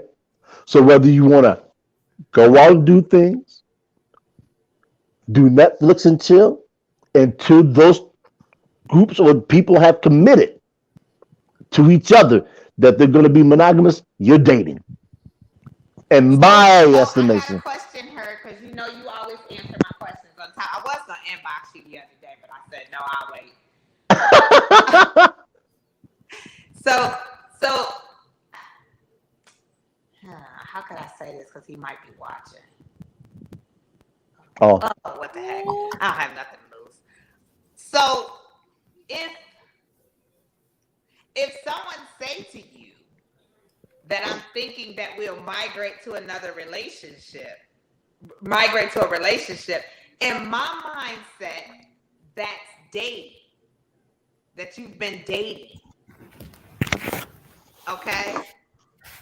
Meaning you want to take it to another level? When they say we want to take it to another level, in my mindset, that means that y'all was dating. So if I say to the person, how we skipping this level to take it to a commitment now? Wait a minute, we ain't dating yet. Okay, that's what I was getting ready to ask. When you encounter a situation like this, or anybody, what I suggest is that you get clarity for your understanding, because that's the important thing. It's not the other individual standing, your mother, father, sister. It's your understanding. So you, or the individual in question, can compartmentalize, if you need to, where you stand. Once you are on good footing with yourself, then you can move forward. Because I think that's a lot of what people struggle with, is they're trying to identify certain plateaus in relationships. So what are we? What is this? I always tell people, if you don't know where you stand with me, then you haven't been paying attention. I'll make my relationships with anybody. And if you don't know where you stand with a person, then You don't have nothing. You It don't ain't have nothing. anything. I agree. Okay? What do you? How could you walk? And I think that I am the most honest person. And when a man dealing with me, I'm honest about it. I'm like, y'all. Yeah, but sometimes. Do you see us in a relationship? I don't. Yeah, but sometimes it's not. I think yes. I'm very honest with that. So when a person say to me, "Oh, I thought we was migrating," we wasn't migrating nowhere. I mean, you was getting to know me, and my thing is, if I don't take the interest to get to know you, and I'm only knowing you on the basis of you communicating with me, that to me is a big, huge sign. Okay? Because I'm a very vocal person, and you got to intrigue me, for one. Intrigue me, not interest me, because everything interests me. Okay? You have to intrigue me. Interest fades, but intrigueness leads to other things. And I think that was a jewel happens. Right there. That was a jewel. Don't be surprised. Don't be surprised if it ends up in the writing somewhere. I'm a thief. I'm a literary thief. I'm letting it be known. Oh, if you just enjoy each other's company, right, and that's that, then what's the problem? Right. You have some people who can't. They can't. That requires another level of it requires a person to ascend to a higher level of self. Put it another way. I'm gonna speak from some women. Some women just don't have the emotional intelligence to know the difference from getting to know somebody, hanging with somebody, and dating someone. I'm just saying that. We meet a guy. I never forget. It just happened. We went to a 70s party. Remember, JayZ? Went to a 70s I remember. And the girl that was there with me, she met the guy that night and was like, "Oh, he might be my forever." I was like, stupid. I looked at my clock. I said, "Did you just meet him?" She said, "Yeah." I said, "How is he your forever?" Look at him. I said, "You're superficial. You don't even know if you like him. You don't know how he balances his checkbook. You don't know how he treats his children. You don't know how he was with his previous relationship. You don't know if he like his mama. You don't even know if he got a job. You don't know anything. How is he your future when you have not had an organic dating scene with him?" Some people still believe in Cinderella stories. Some people really do. I mean, it's just, I think that sometimes we get so locked up in the superficial and the physical, which is fine because our first moment of attraction is physical. I get it. I get that's your most, but baby, let me explain something to y'all. The knees start not working. You can't do Mega Stallion no more. Start losing your teeth. Oh, So what do you mean? What do you start mean? grabbing Hold on. start shifting all types of ways. That stuff Hold don't on. happen no more. He might have to get medication, the blue pill, just to please you. Listen, she might be drier than normal. It's so many things that No, I change. have to make a point to that, Annetta. Hold on. I see all these knees challenges on TikTok. I see people doing 50 squats, women doing 50 squat challenges and all that stuff. So the knees must be working real good of late. It depends if you take care of the knees. They gonna stop working eventually. Is what What I'm saying, eventually. That's why there must be pillows, throw pillows. I hear you, but Nita, you know they got to get down slow and rise up. So it's The counselor's corner after Somebody that. that don't have any throw pillows on their couch. I was like, where are your throw pillows? I can't be on this hard. Look, I got floor pillows with my everywhere. knees. I got pillows everywhere. oh Lord. Well, I'm just keeping it real. You need I throw say pillows. back You to need good the original pillows topic. in the living room. I don't see a problem with dating. And I do feel you can really date and not really have any, like, you guys know you're not going to be together. I mean, you could spend your free time when the kids is gone with someone for a year or more. I've I've dated somebody for Okay, Shaughnessy. I've Better dated plead the somebody fifth. off and on for 13 years now. How long? 13 years off and on. Wow. I don't know if you technically would call dating. We date. I'm telling you, we ain't getting to know each other. We know each other. We know each other. We know each other. We ain't getting to know each other. What she's saying, and that's what I was alluding to earlier. They have an understanding that there has been no verbal commitment that they are going to be exclusive. So whenever they get together and do their thing. Because I've been in a situation like that, where I've dated a young lady because our contact was intermittent. So we understood, when we get together, we do us. And then if I block you, that means I have a boyfriend. Yeah. We stake no claim to each other. So hey, what you doing? I'm free. Are you free? Yeah. Come on, let's go out. We go out and do our thing. Yeah. We come back home. We go our separate ways. We check on each other. The situation is what it is. But that requires, and like I said before, it requires an ascension of you as a sentient adult. Everybody can't do that. Everybody can't control their emotions, their hormones to the point where they say, okay, if this individual's in a committed relationship, I need to step aside. I need to put my gun in my holster, or I need to keep my holster closed, nod, wink, wink, and let that individual move on with their life. And if you gotta understand what the hell I mean by that, then you probably shouldn't be listening to this conversation. Right. We probably need to get married at this point, though, y'all. I Hey. swear. I don't know. I still got to drop about 40 more pounds before I can fit into a tux. At least the tux I want. I think you can fit dating into a is tux like anytime. wherever you're at in life. Like me, I'm busy.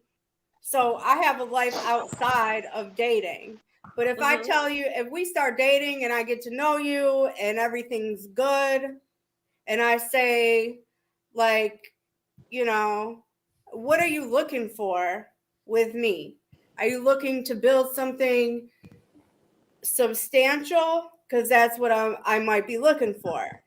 I'll tell you, I'm looking to, eventually have something more substantial with you than just dating. Like I might just, but then on the other hand, I'm busy. So I might just date whoever just because they have some something I like. Like I might like her because I might be dating her because I like his pizza. I might be dating Dave because I don't have to see him every day. Oh wow! No, Well, you right, got it. exactly. I mean, Yeah, no, long it's a distance game plan. Yeah, relationships are a that's lot real. That's easier, real talk. really. Yeah. Real talk. Listen, I mean, She right though. That's facts. Yeah. because at this point, the way my life goes, these truck drivers are the move. Girl, listen. Dating men that don't live in Texas is great. Amazing. And dating men that probably live an hour away is even more wonderful because you never have to worry about pop-ups. You never have You hear to. that, fellas? You hear that, fellas? You're my listening. You're God. listening. Did I tell y'all about this birthday pop-up? Well, I ain't tell You y'all ain't tell about us it. nothing, Shaughnessy, because you ain't been around like that. Oh my God. All right, y'all. So look, here we go. So I had stopped talking to one. He was on the road though, so it was cool. And then he was like, I just wanted to make sure everything was. And then my friend that I've been dating for 13 years now, he had pissed me off, so I blocked him. We were supposed to go on a trip for my birthday or whatever, but I had blocked him. And my birthday is at the end of May, so this was like mid-April. I had blocked him, stopped talking to him, everything. So come the end of May, literally Memorial Day weekend, I was about to head out the house to carry my butt to Maryland. Aunie's mom was having a birthday cookout at her house. So I was like, okay, we're gonna go here, blah blah blah. That's fine. Typically, I would have went by myself because you don't bring sand to the beach, right? But why did my friend from Baltimore pop up in Virginia, and Virginia friend was at my house? And when we opened the door, it was 32 long stem red roses on the porch. And y'all know how stupid I look? Stupid in the face. Player. I just was like, I don't know. And then I tried to blame it on my sister. I was Oh wow! because now me and my friends and my sisters, we do send flowers, and that's something that he knows of. So I was like, maybe Asia sent them, and he was like, she sent you roses, and I was like, oh yeah, she probably did. And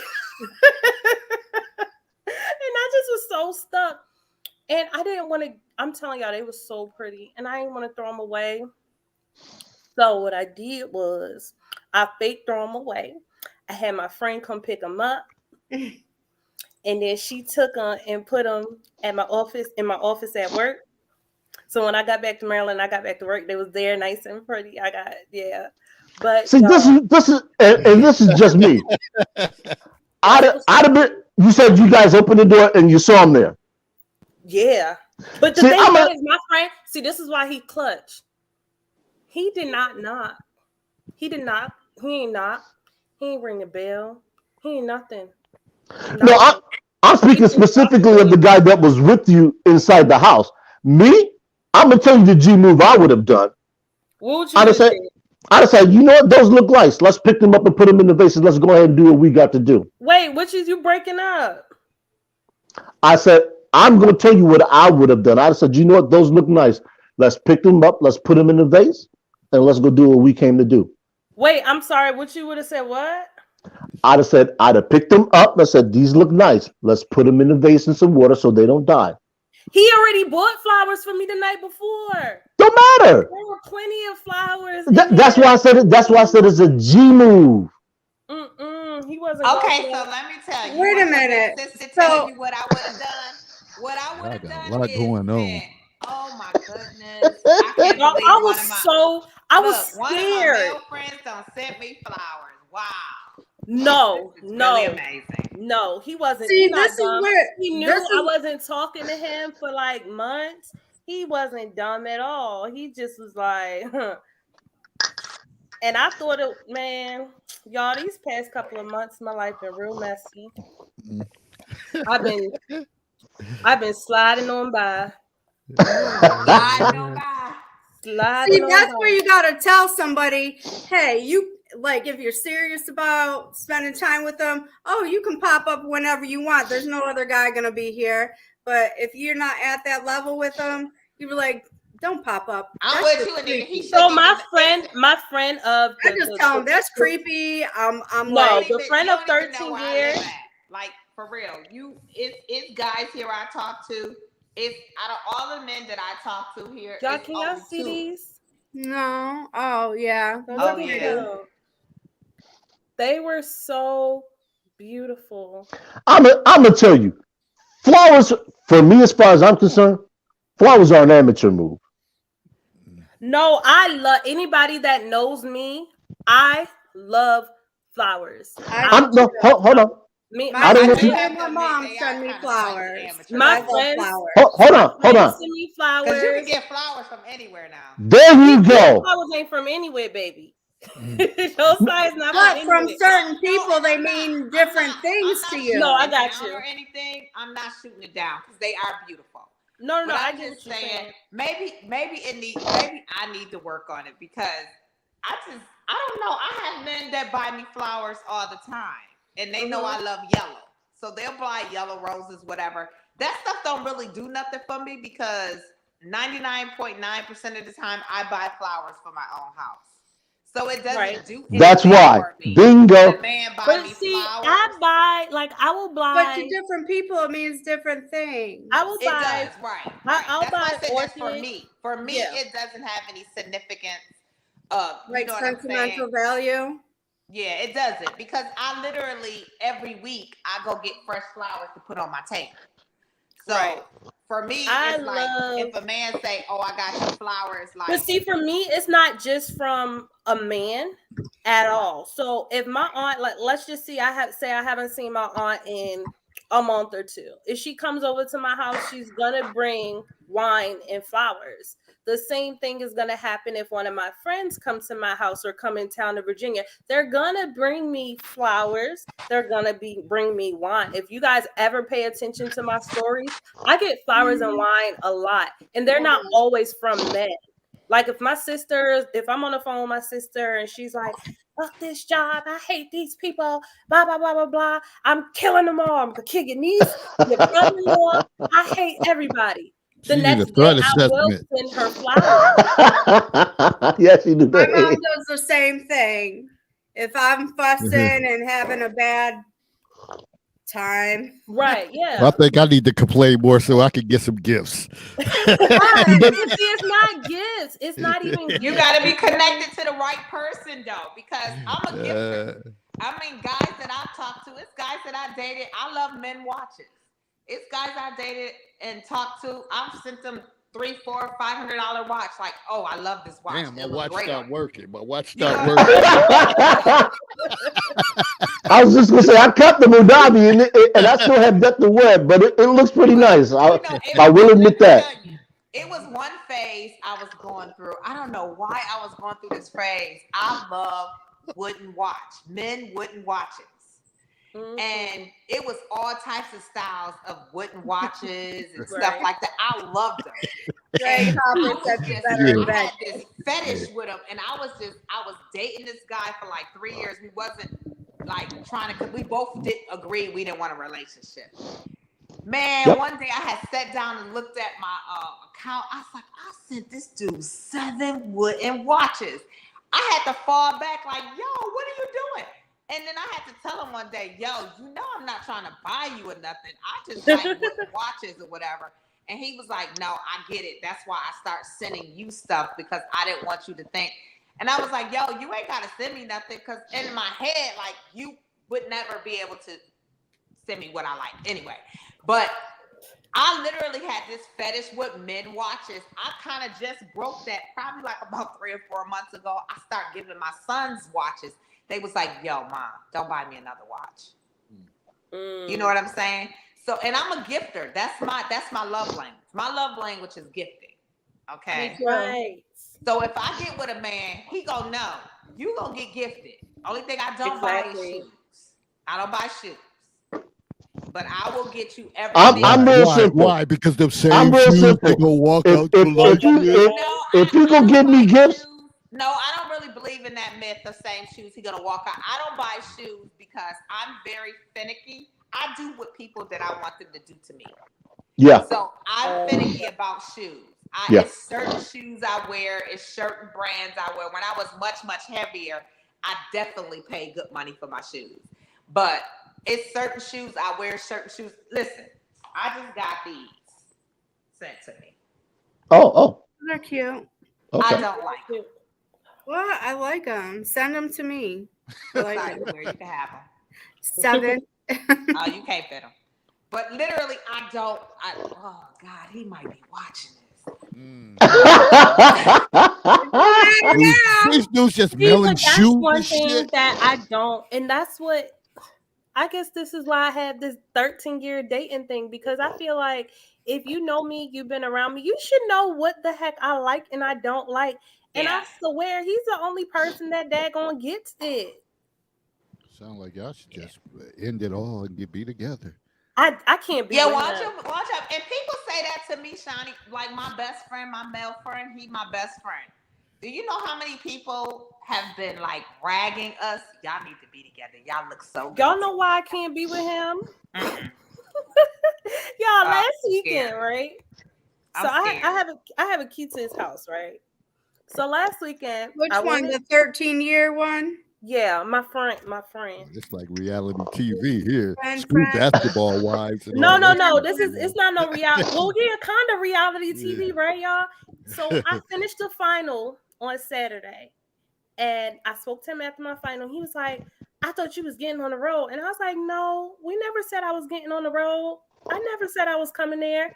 He was like, "I thought, last week you said you was coming." I was like, "I never said that. Like, we never. This is not something that we agreed to." He's like, "Well, what are you doing for this day and this day and this day?" He already knew my schedule. He knew I ain't had nothing to do until Wednesday. So I'm like, "Dang, all right, I'll come." Literally, I was at 1:00. It's only a 4-hour drive. I said I'll be there by 6. Y'all know I got there at like 6:20 something. Y'all know I didn't see this man until Sunday night. Just got paid Friday night. It was Saturday. I didn't see him until Sunday, like 24. It was Were literally. you okay with that?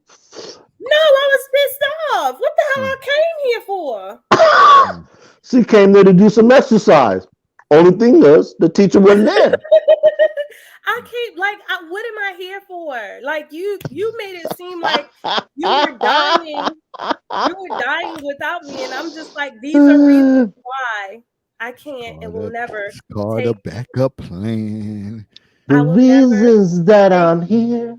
serious. But at the same time, the reasons why I feed into this stuff is because do I want to be in a relationship? No.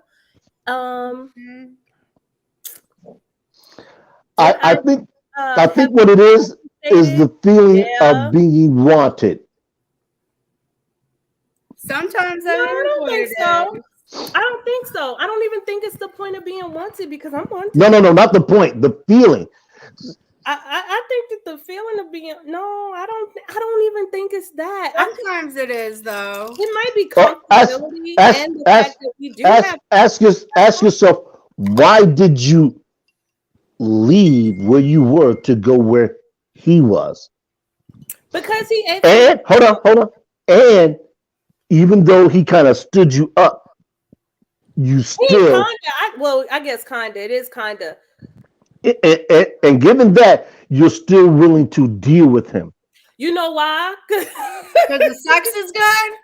No, it's not even just that. No, the sex isn't good?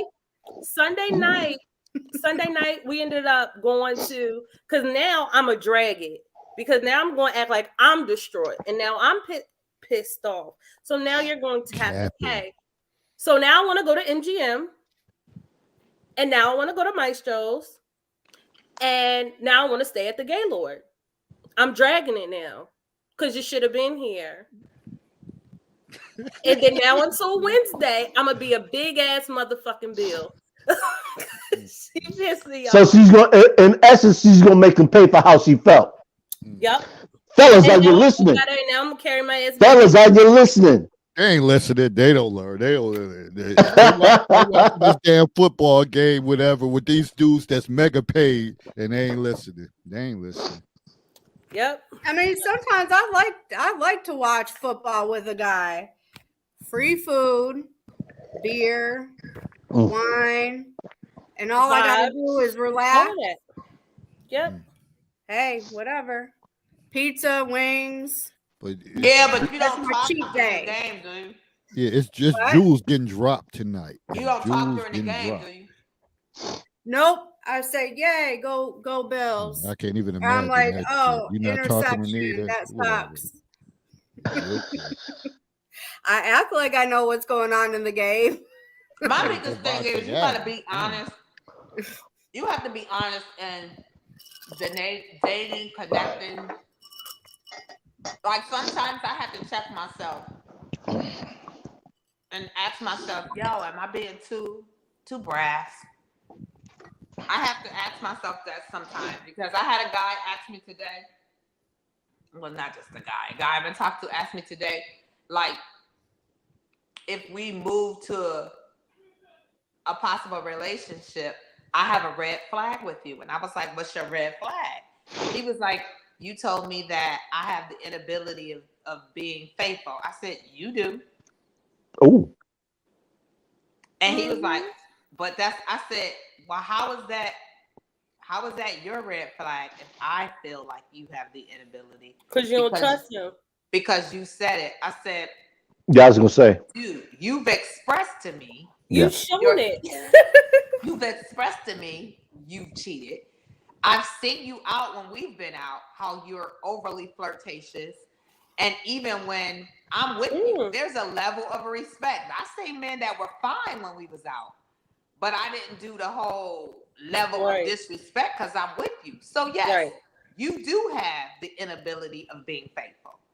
And I'm going to be honest with you. And if you're basing that on us being in a relationship, bro, I'm cool. And I said to him, I said, what you have to understand, it's not a lot of women out here that are lonely just because we're alone. Right. That's what you need to understand.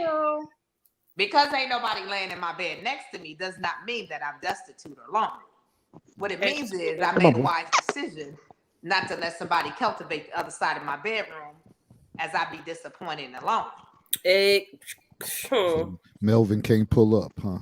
Nah, Melvin can't pull Especially when your previous guy is well endowed and the new guy is not as well endowed. It's just Anita, it's not about how big it is, it's how they work it now. it's how big it is, honey. Okay. There's some things I just won't touch. Like if it's that I'm just saying I hope they're not watching. if it's like this, honey, I ain't messing with you. Especially if it's Anita, like this and like factual. this, I ain't messing with you. That's not always factual. Because you have some that got it and don't know how to work it. That's true. I agree with that size thing is can be very deceptive. You have somebody who got the size and they only good for oral. So that's not. Well, my ex had the size and he knew how to work it. And new guy, I don't know. But again, back to what I said. So you wait. Blue pill. I have. Never mind. You're gonna have some power-ups. Something gonna happen. Go ahead, Shaughnessy. Y'all got a lot. Y'all got a lot going on. Saying. Me and Herb just sit back and listen. Especially if he doesn't manscape. I'm like, I don't want to floss in bed. I'm sorry. I got all these throw pillows. I got carpet in my living room. I don't want to floss in the living room or in bed. So you must manscape. That's my standard. So you don't. So what is there not a certain type of? I'm just being real. I do not want to floss in bed. So let me ask you. I'm not touching that because I feel like is essential. Standard. The Bush went out in the 70s. So let me ask you a question. This is a real life question.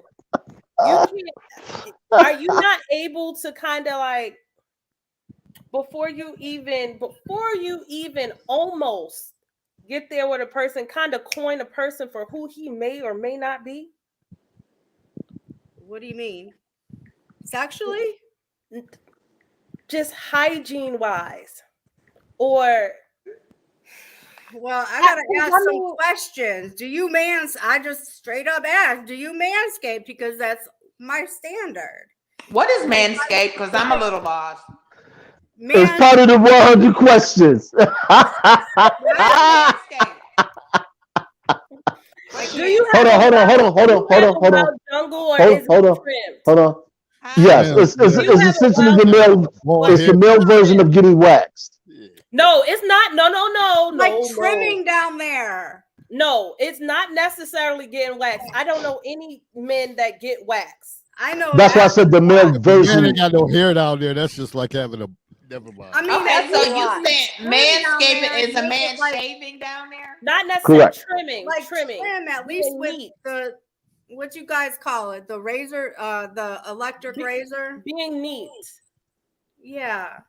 That's why I said it's the male version. That's why I said it's the male version of So you getting don't waxed. like I'm not. men that do that? I No, do you're like saying men the that do that opposite. because I don't want little hairs in my mouth. When it gets down to it,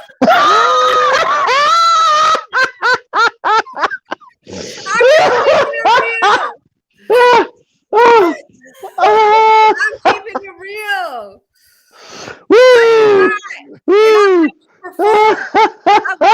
The premier internet Oh, my show, man, with- Counselor's Hold on. Corner. Hold on, let me talk. Everything goes down here. The premier show. I like to take care of my man with oral pleasures. And that turns me on.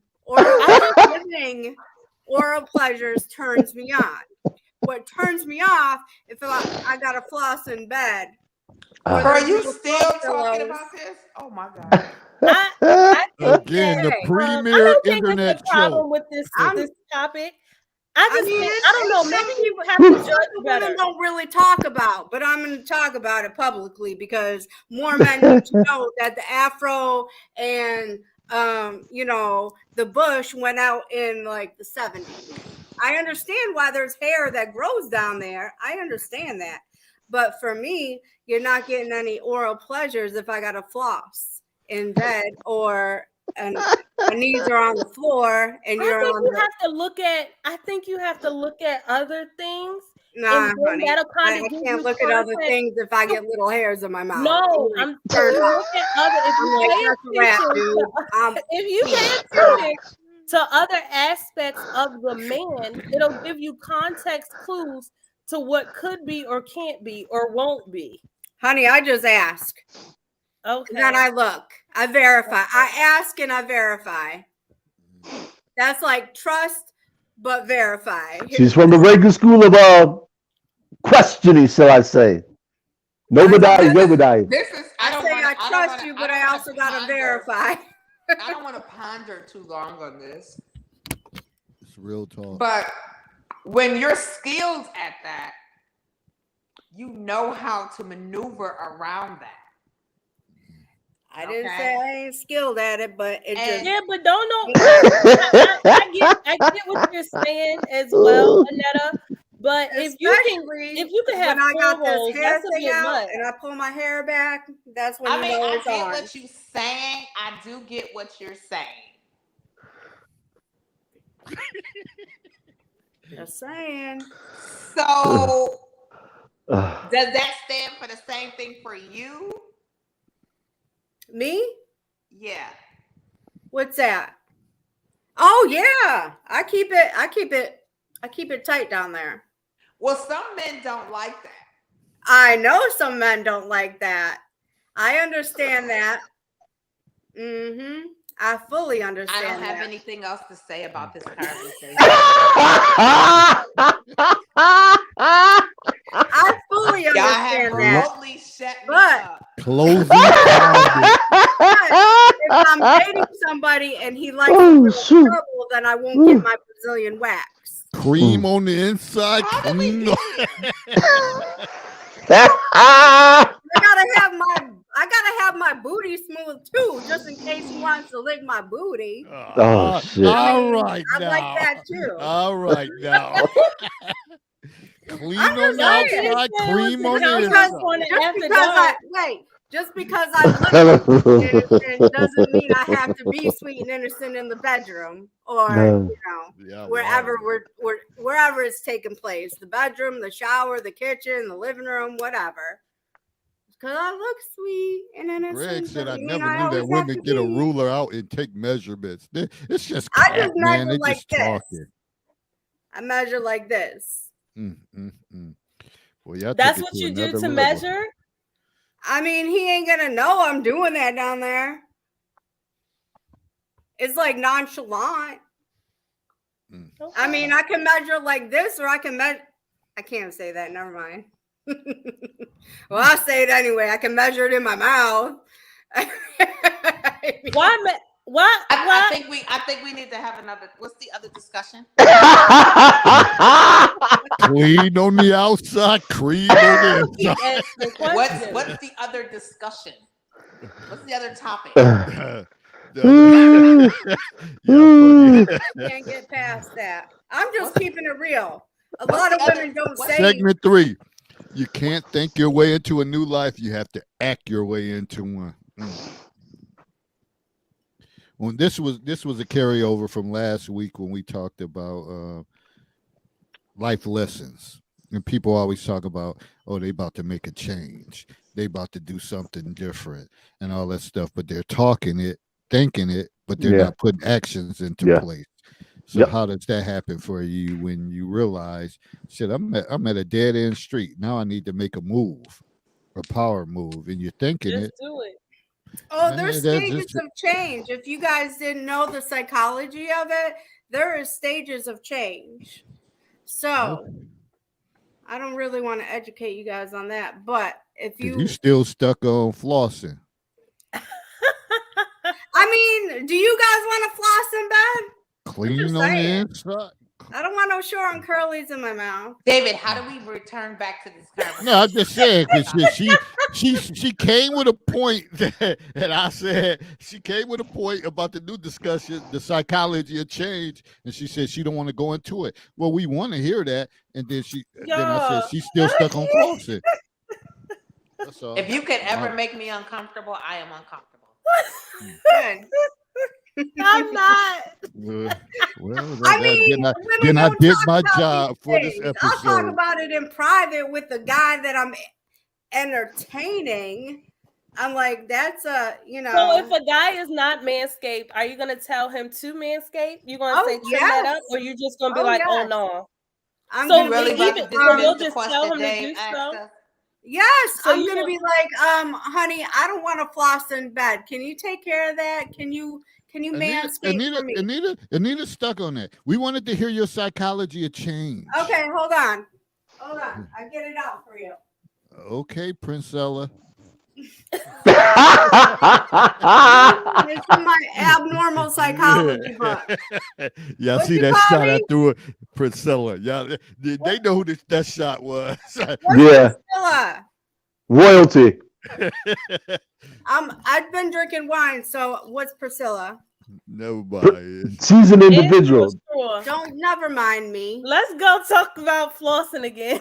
You want to talk about flossing again? Okay, well I'll tell him straight up. Gosh.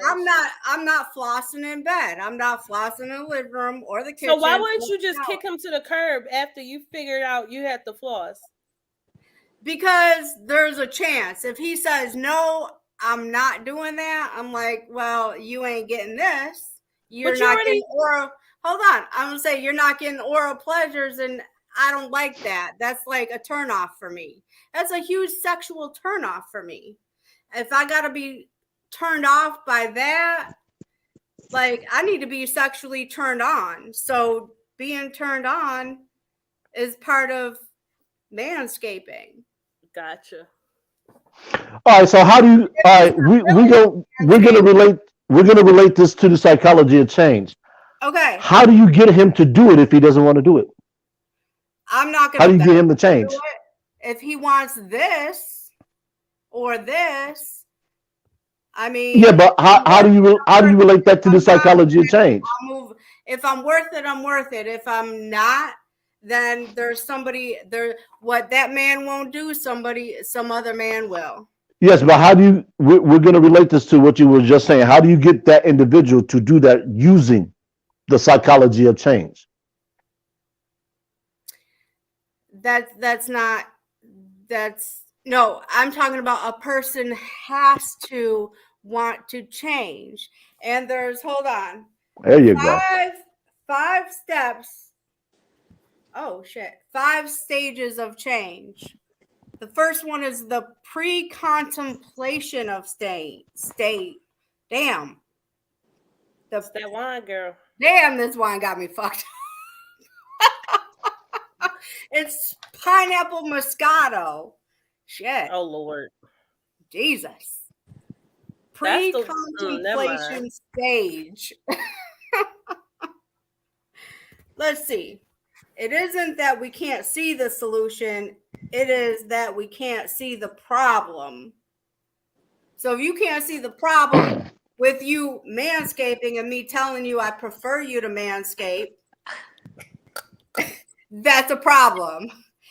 And he Okay, didn't- I'm just trying What is the to problem before understand. that? Because is that not Manscaping is talking about the change and the mentality of change.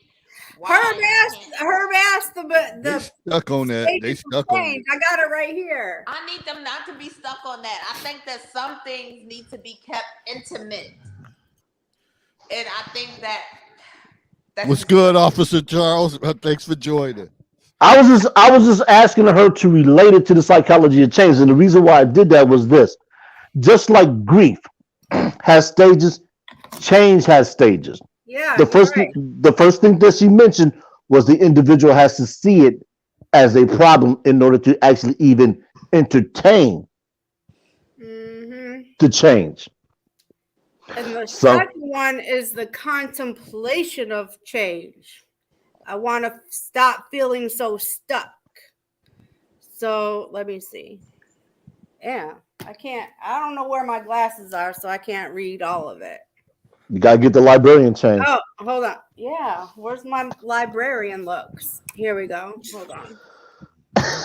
I was gonna say something smart, but I'm gonna hold restraint on that. Okay. Damn, I still can't see. Shit. Contemplators acknowledge that they have a problem and begin to think about solving it. Yeah. Contemplators struggle to understand their problems, to see its causes, and wonder about possible solutions. Well, the solution to that is, I already told them the solution to that. You know your destination and even know how to get there, but you are not ready to go yet. And the third stage of change is preparation stage. Most people in this preparation stage are planning to take action and are making the final adjustments before they begin to change their behavior. Have not yet resolved their ambivalence, still need a little convincing. Well, if you want oral pleasures, then I guess it's either yes or no. Well, bigger than that. Whatever. I think sometimes people get tired of change just fucking with when you're you. sick and tired of being uncomfortable. That's when people make a change. Yeah, When you're sick and tired of Absolutely. being uncomfortable. or when you have no choice left, or you have no other not necessarily excuses, you have no avenues. You've burnt all your bridges, you've messed up enough, you're stuck, you have no choice. Yeah, but they still need a little bit more convincing. So number 4 stage of change is the action stage, is where people overtly modify their behavior and their surroundings. Make the move for which they have been preparing. Requires the greatest commitment of time and energy. Change is more visible to others. That may sound like to me you got to cut certain people back. Or certain actions and activities. Yeah. Mhm. People, places, and things, whatever, that you got to remove yourself from, whatever. Sort of like which led off to the conversation about people being in your inbox, whatever. If you Yes. want to change, you have to do something different. You Right. can't rely on the people that who are making the moves. You have to counter their moves. You have to be the change agent. A lot of people are not willing to be a change agent. Yeah. Recently, I had to cut off one of my best friends that I've been sisters with since 1989. She was toxic. I mean, it was just terrible. Her alcoholism led her to be very toxic to me, and I looked past it for the past 10 years that I moved here, and finally she got violent with me because she was drunk. I was saying, you know what? I can't do it no more.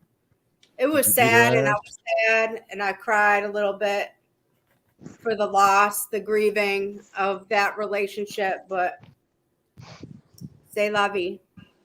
It wasn't good for my mental health, you know, or always being drunk as I'm drinking wine. Sometimes you gotta let people go. Whatever. You have different But I'm stages not an in your life. alcoholic like she is. She's an alcoholic like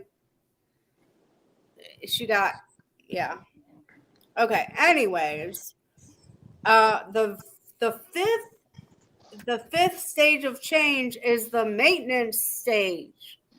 Change never ends with action. Without a strong commitment to maintenance, there will surely be relapse, usually to pre-contemplation or contemplation stage. Damn, what I do with my phone?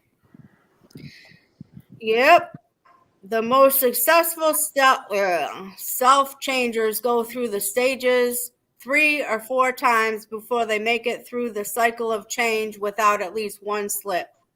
Most will return to the contemplation stage of change. Slips give us the opportunity to learn.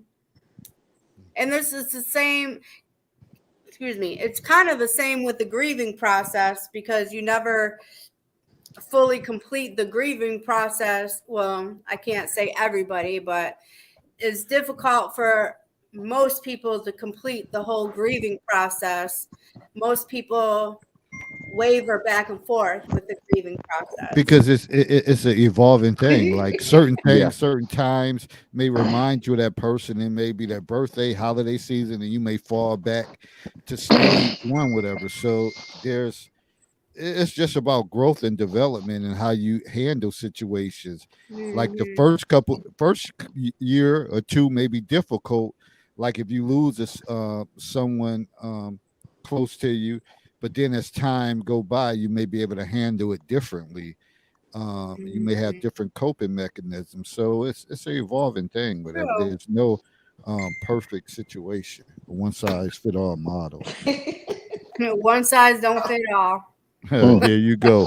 There. Oh my God. Oh my You brought God. it up. You I was did gonna it. say, you guys see that coming? Fit all what? Where? I Where just you said One one size size don't blast. fit all. where are you fitting it? Wherever you fit in, where you fit in. Yeah, Everywhere? yeah, real Oh sexual wow. tonight. Oh, I'm I'm just Woo. dying here. asking questions. Listen, Uh, listen. The premier show, internet show, Counselor's Corner. You don't know what the hell go be said here. I guess not, especially when you got an Armenian girl on the panel. Closing comments. Oh, is that time already? Yeah, Closing comments. running up on it. I'm gonna need you not to drink no more wine.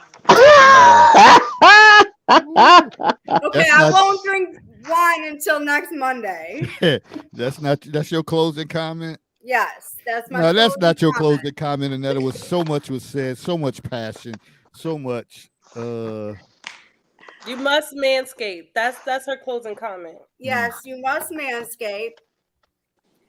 I like to cater to my man. Thank you, Annetta, for your passionate conversation, and I apologize if I offended you. But I'm here as the only Caucasian, Armenian Would you, Caucasian person your cousin? on the Never panel, mind. I should and say that, I'd but like I'm gonna to say it be on the anyway. Your panel so cousins I was on can- here earlier. Hold on, so I David, can, that's not nice. so I I can know. understand better. So I can be more culturally diverse, okay? One size don't fit all. We already know that. You must manscape. Ooh, you got about 5 talking And if point, it doesn't talking fit? comments. Then it quit, right? If it quit it, if it don't fit, it don't fit. I mean, there's a difference between this and this. All right, you're talking. Your closing remarks. I gotta take control of this show. It's over. Oh, what you trying to say, Annette? What are you trying to say? I'm not trying to say it. I'm saying it. It is what it is. I'm saying it publicly. I'm just trying to bring us back I together. can't mess with everything. All right. All right now. Go ahead. Next person. There is a Say about that. What? There is a book. Once again, shout out to Obsidian for the massive job he did. This book is called Trapped by Law. It is written by Carnell Smith. He's a men's rights advocate. For you gentlemen who are out there struggling with what you believe might be crushing debt in terms of child support, I recommend that you get that book. This gentleman is also available on the internet. If you get the opportunity, stop by, of course, YouTube. Obsidian, and that's spelled Obsidian. Mumia is Mamui. Ali, of course, is Ali. And look up the interview he did with Carnell Smith. It is an excellent interview. And of course, as always, I leave with growth and understanding the curves in the gray area. Godspeed. See you next time.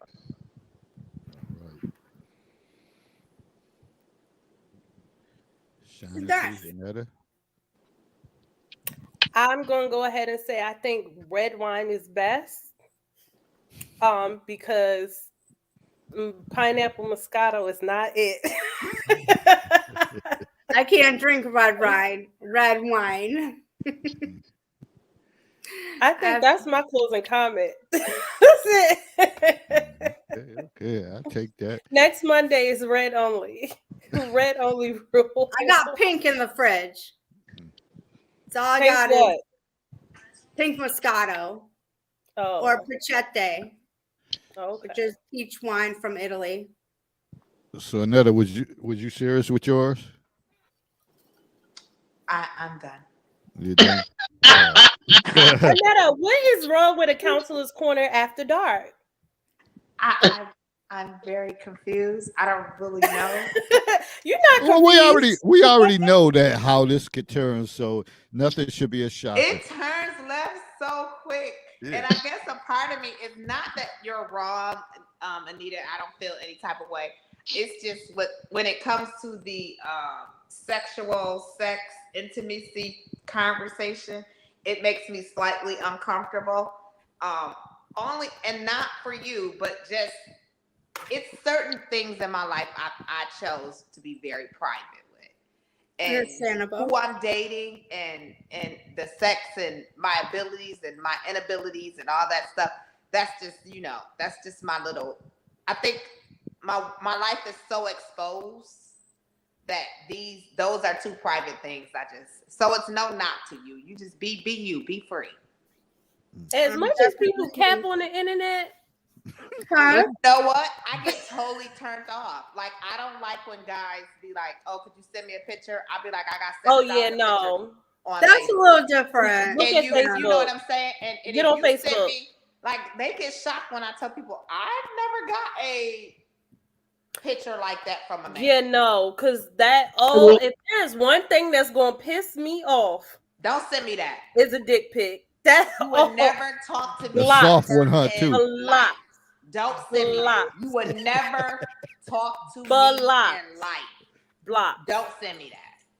I No, promise you. absolutely. I will say this much, and I'll put this out there. Oh God, Herb sent dick pics. Soft ones. If a man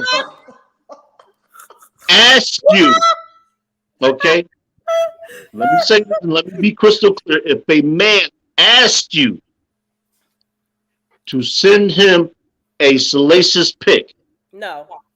hold on, there is no long-term future between the two of you. What if it's your long-term boyfriend? Listen to what I'm saying and understand.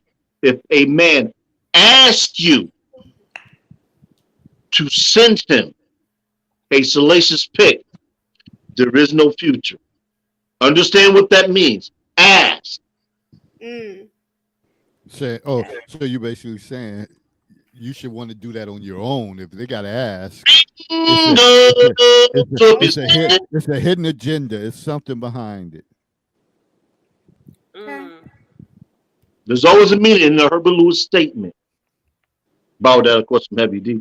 Well, it don't matter whether you ask or don't ask. You ain't getting one.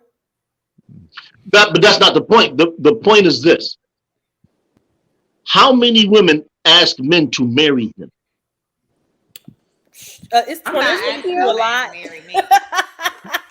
Say that again, Shaughnessy. I said it's 2022 a lot. Too many? Out of 100. I don't know. Give me a number. Ballpark. 20. I can't give you a number. I So didn't means- look it up. 16. So that means about between 74 and 80% of men are doing the asking because they want something. Mm-hmm. In other words, if a woman wants a man to have something, what is she going to do? Give it to him.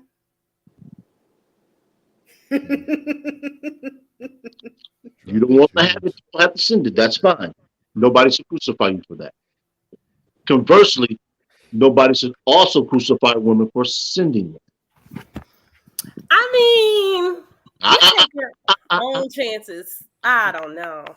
But there is I'm not judging anyone. No, it's not about a judgment. If you are secure with the individual that you're sharing yourself intimately with, then you should have absolutely no concern about that individual doing something.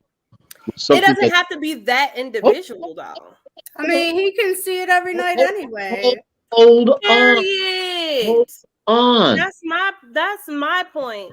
I'm not Okay, saying. well, if you're at work and hard at work, then I'll send you a pic. No. I'm not saying anyone has to engage in the behavior. Absolutely not. I'm saying that if an individual chooses to, there should not be a problem with it. That's all. Do what you want. Just don't choose to Say on my naked pic. I phone. said like Y'all a I like- guess hey, my pic. whole thing about that is that, so I had a girl in my job in Buffalo, and her and this dude was sending each other pics or whatever. So some way, somehow, she sent him a pic. He was upset because she rejected him. Yep, We there got to work. First thing, opening our computers, all of us got the email. Oh. Okay. So for me, I think you need to be cautious about sending stuff like that because you just don't, husband, wife, whatever. You divorce, break up, something bad happens. People do The things. the girlfriend can find a picture Of their emotion, right? Anybody, okay? So you got to be careful with sending that stuff out. Whatever you send through the phone, if you're not willing for it and okay with it being exposed, don't send it. Text message. If you have to second think it, even a text message, like if somebody send me something and they going in about something, I'll be like, you want to give me a call? Yeah. Because what you're not about to think you're going to have receipts. Because whatever I say, I'll say. And then sometimes, depending on who the person is, I send a three-page paragraph because I want to go ahead and in great details with the periods, the commas, howevers, and everything. Sometimes I get to going in on voice notes. Oh, I send a voice note cussing your ass out.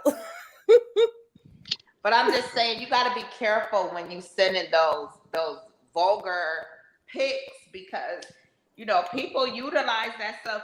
And I'm just saying, you got to be wise, because nobody at this stage in life want to be losing their job over some pig.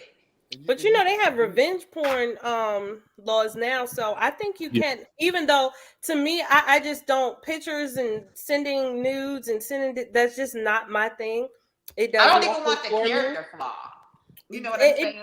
It just does nothing for me. But there are laws against it now, so I think it might be a felony. You said something powerful, Anetta, and I think the great Malcolm X has said that. And this is before obviously before technology. He always said, "Don't put nothing down in writing or whatever that you could be incriminated for." And I think that's the same. That's the same thing now. And even in my practice with counseling, we're taught that write less is possible in case you ever have to be subpoenaed. Like if you got a long ass notebook with this and that and all that stuff, and they ask for that stuff and you have to put it out there, keep that stuff in your head. Keep it in your head. So sometimes it's best to have those conversations that you can say, I never said that, or I never said that. But once it's in writing and people can pull up stuff, shit, you're done. You are done, because sis here, I got text messages from 2018. So we have to be mindful of that. I delete, especially with men, if they text me stuff, like my friend texted me stuff this morning, it's deleted. But some people, they be like, why you doing that like you got a man? I delete it because I just don't want to keep no receipts. Now I have another person. Can y'all see that date? That's too much, girl. I delete stuff. I won't ever. I won't ever do it because it's and then I'm a person. I'll redirect the conversation.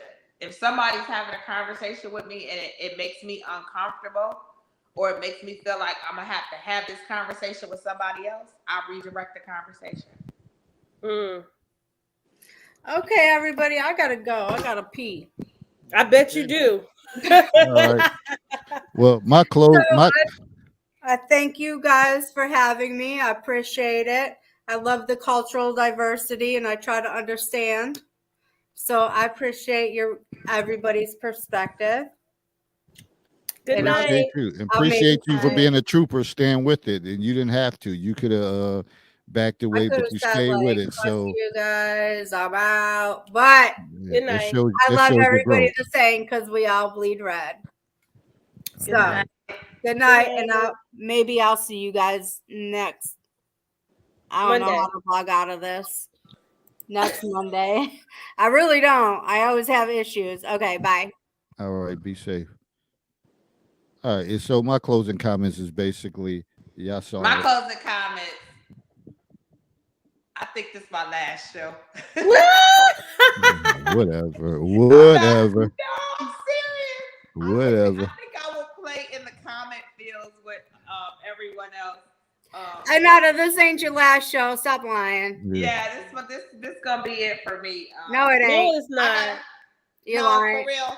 I have for real. No, I it ain't. have some real stuff going on. I got some big power moves I'm doing here, and but we love you anyway, so we'll see you. And so, with the power moves that I have to do here in Texas, I gotta grind. I gotta do commercials, photo shoots, all that stuff. That's awesome. awesome. I have to start making content for my show that I got going here. So I will have to kind of fall back.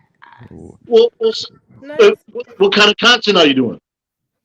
Right now it's just a talking show with the Black businesses here, the Black chambers and stuff like that. Okay. And I'll be doing interviews for like award shows and all that stuff. Oh, okay. I got you. So I have to fall back for a minute. I'll be signing papers on Wednesday. So I have to kind of minimize my traction a little. I understand. No Yeah. hard feelings. Nice. Congrats. Thank you. All right. And when But I you, have fun with y'all. I'll be in the comments stirring up trouble. I'm sure you will. I'm sure you will. So, and my thing is my closing comments. You see it live and real. You have people come on. I mean, people was called the N word tonight. It's real. But I mean, What? Yeah, we got yeah, caught the N word, girl. yeah. I With the never. hard ER? The hard ER. Not just Yeah, the N word, but effing yeah. ERs. Never labored. Never whatever the point. That just showed But the that just thing is, shows none their of us character. flinched. Yeah, that just showed their character. That stuff don't even bother me at this point in this stage of The game. When you know person came on yourself, the show? yeah, it was an Mhm. avatar, of course, whatever. And Oh, okay, but he okay. came in, It he was was happening. We never he got was to see super their hyped face. when he came in, so I already knew he was suspect. Like, yo, dude, pump your brakes, whatever. He came in, blasting off, whatever. So who knows? It might have been a hashtag or whatever that he came across. Like, oh, I'm coming on that, and you know, we still gotta keep the content going, and it's gonna make people feel uncomfortable, and people might not like the Yes, subject honestly, they matter. thought I was being racist. Yeah, it was a lot tonight. It was a lot, but They was hey, going in on me in the comments. You got to read the comments. They were, oh, God. Okay. I'm so, I'm going to have to go in deep prayer. Ask God to forgive you for your sins. My You're sins, all supposed to my, love all of his people. yes, I was angry. I was speaking from anger.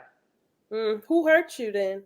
I don't know. Maybe my mother. the favorite thing. Bottom line, stay true to who you are. Put out your values and your beliefs, whatever. And if you're consistent with that, nothing can knock that down. So that's my ending statement. Thank you all. Wish you the best in that. You ain't going nowhere. We still gonna be in contact, whatever. But Yes. everybody, be well and Good See y'all continue later. grinding. night. And All Have a right. good we'll night. stay You connected. All too. right. Good night, Bye bye. everyone. Peace.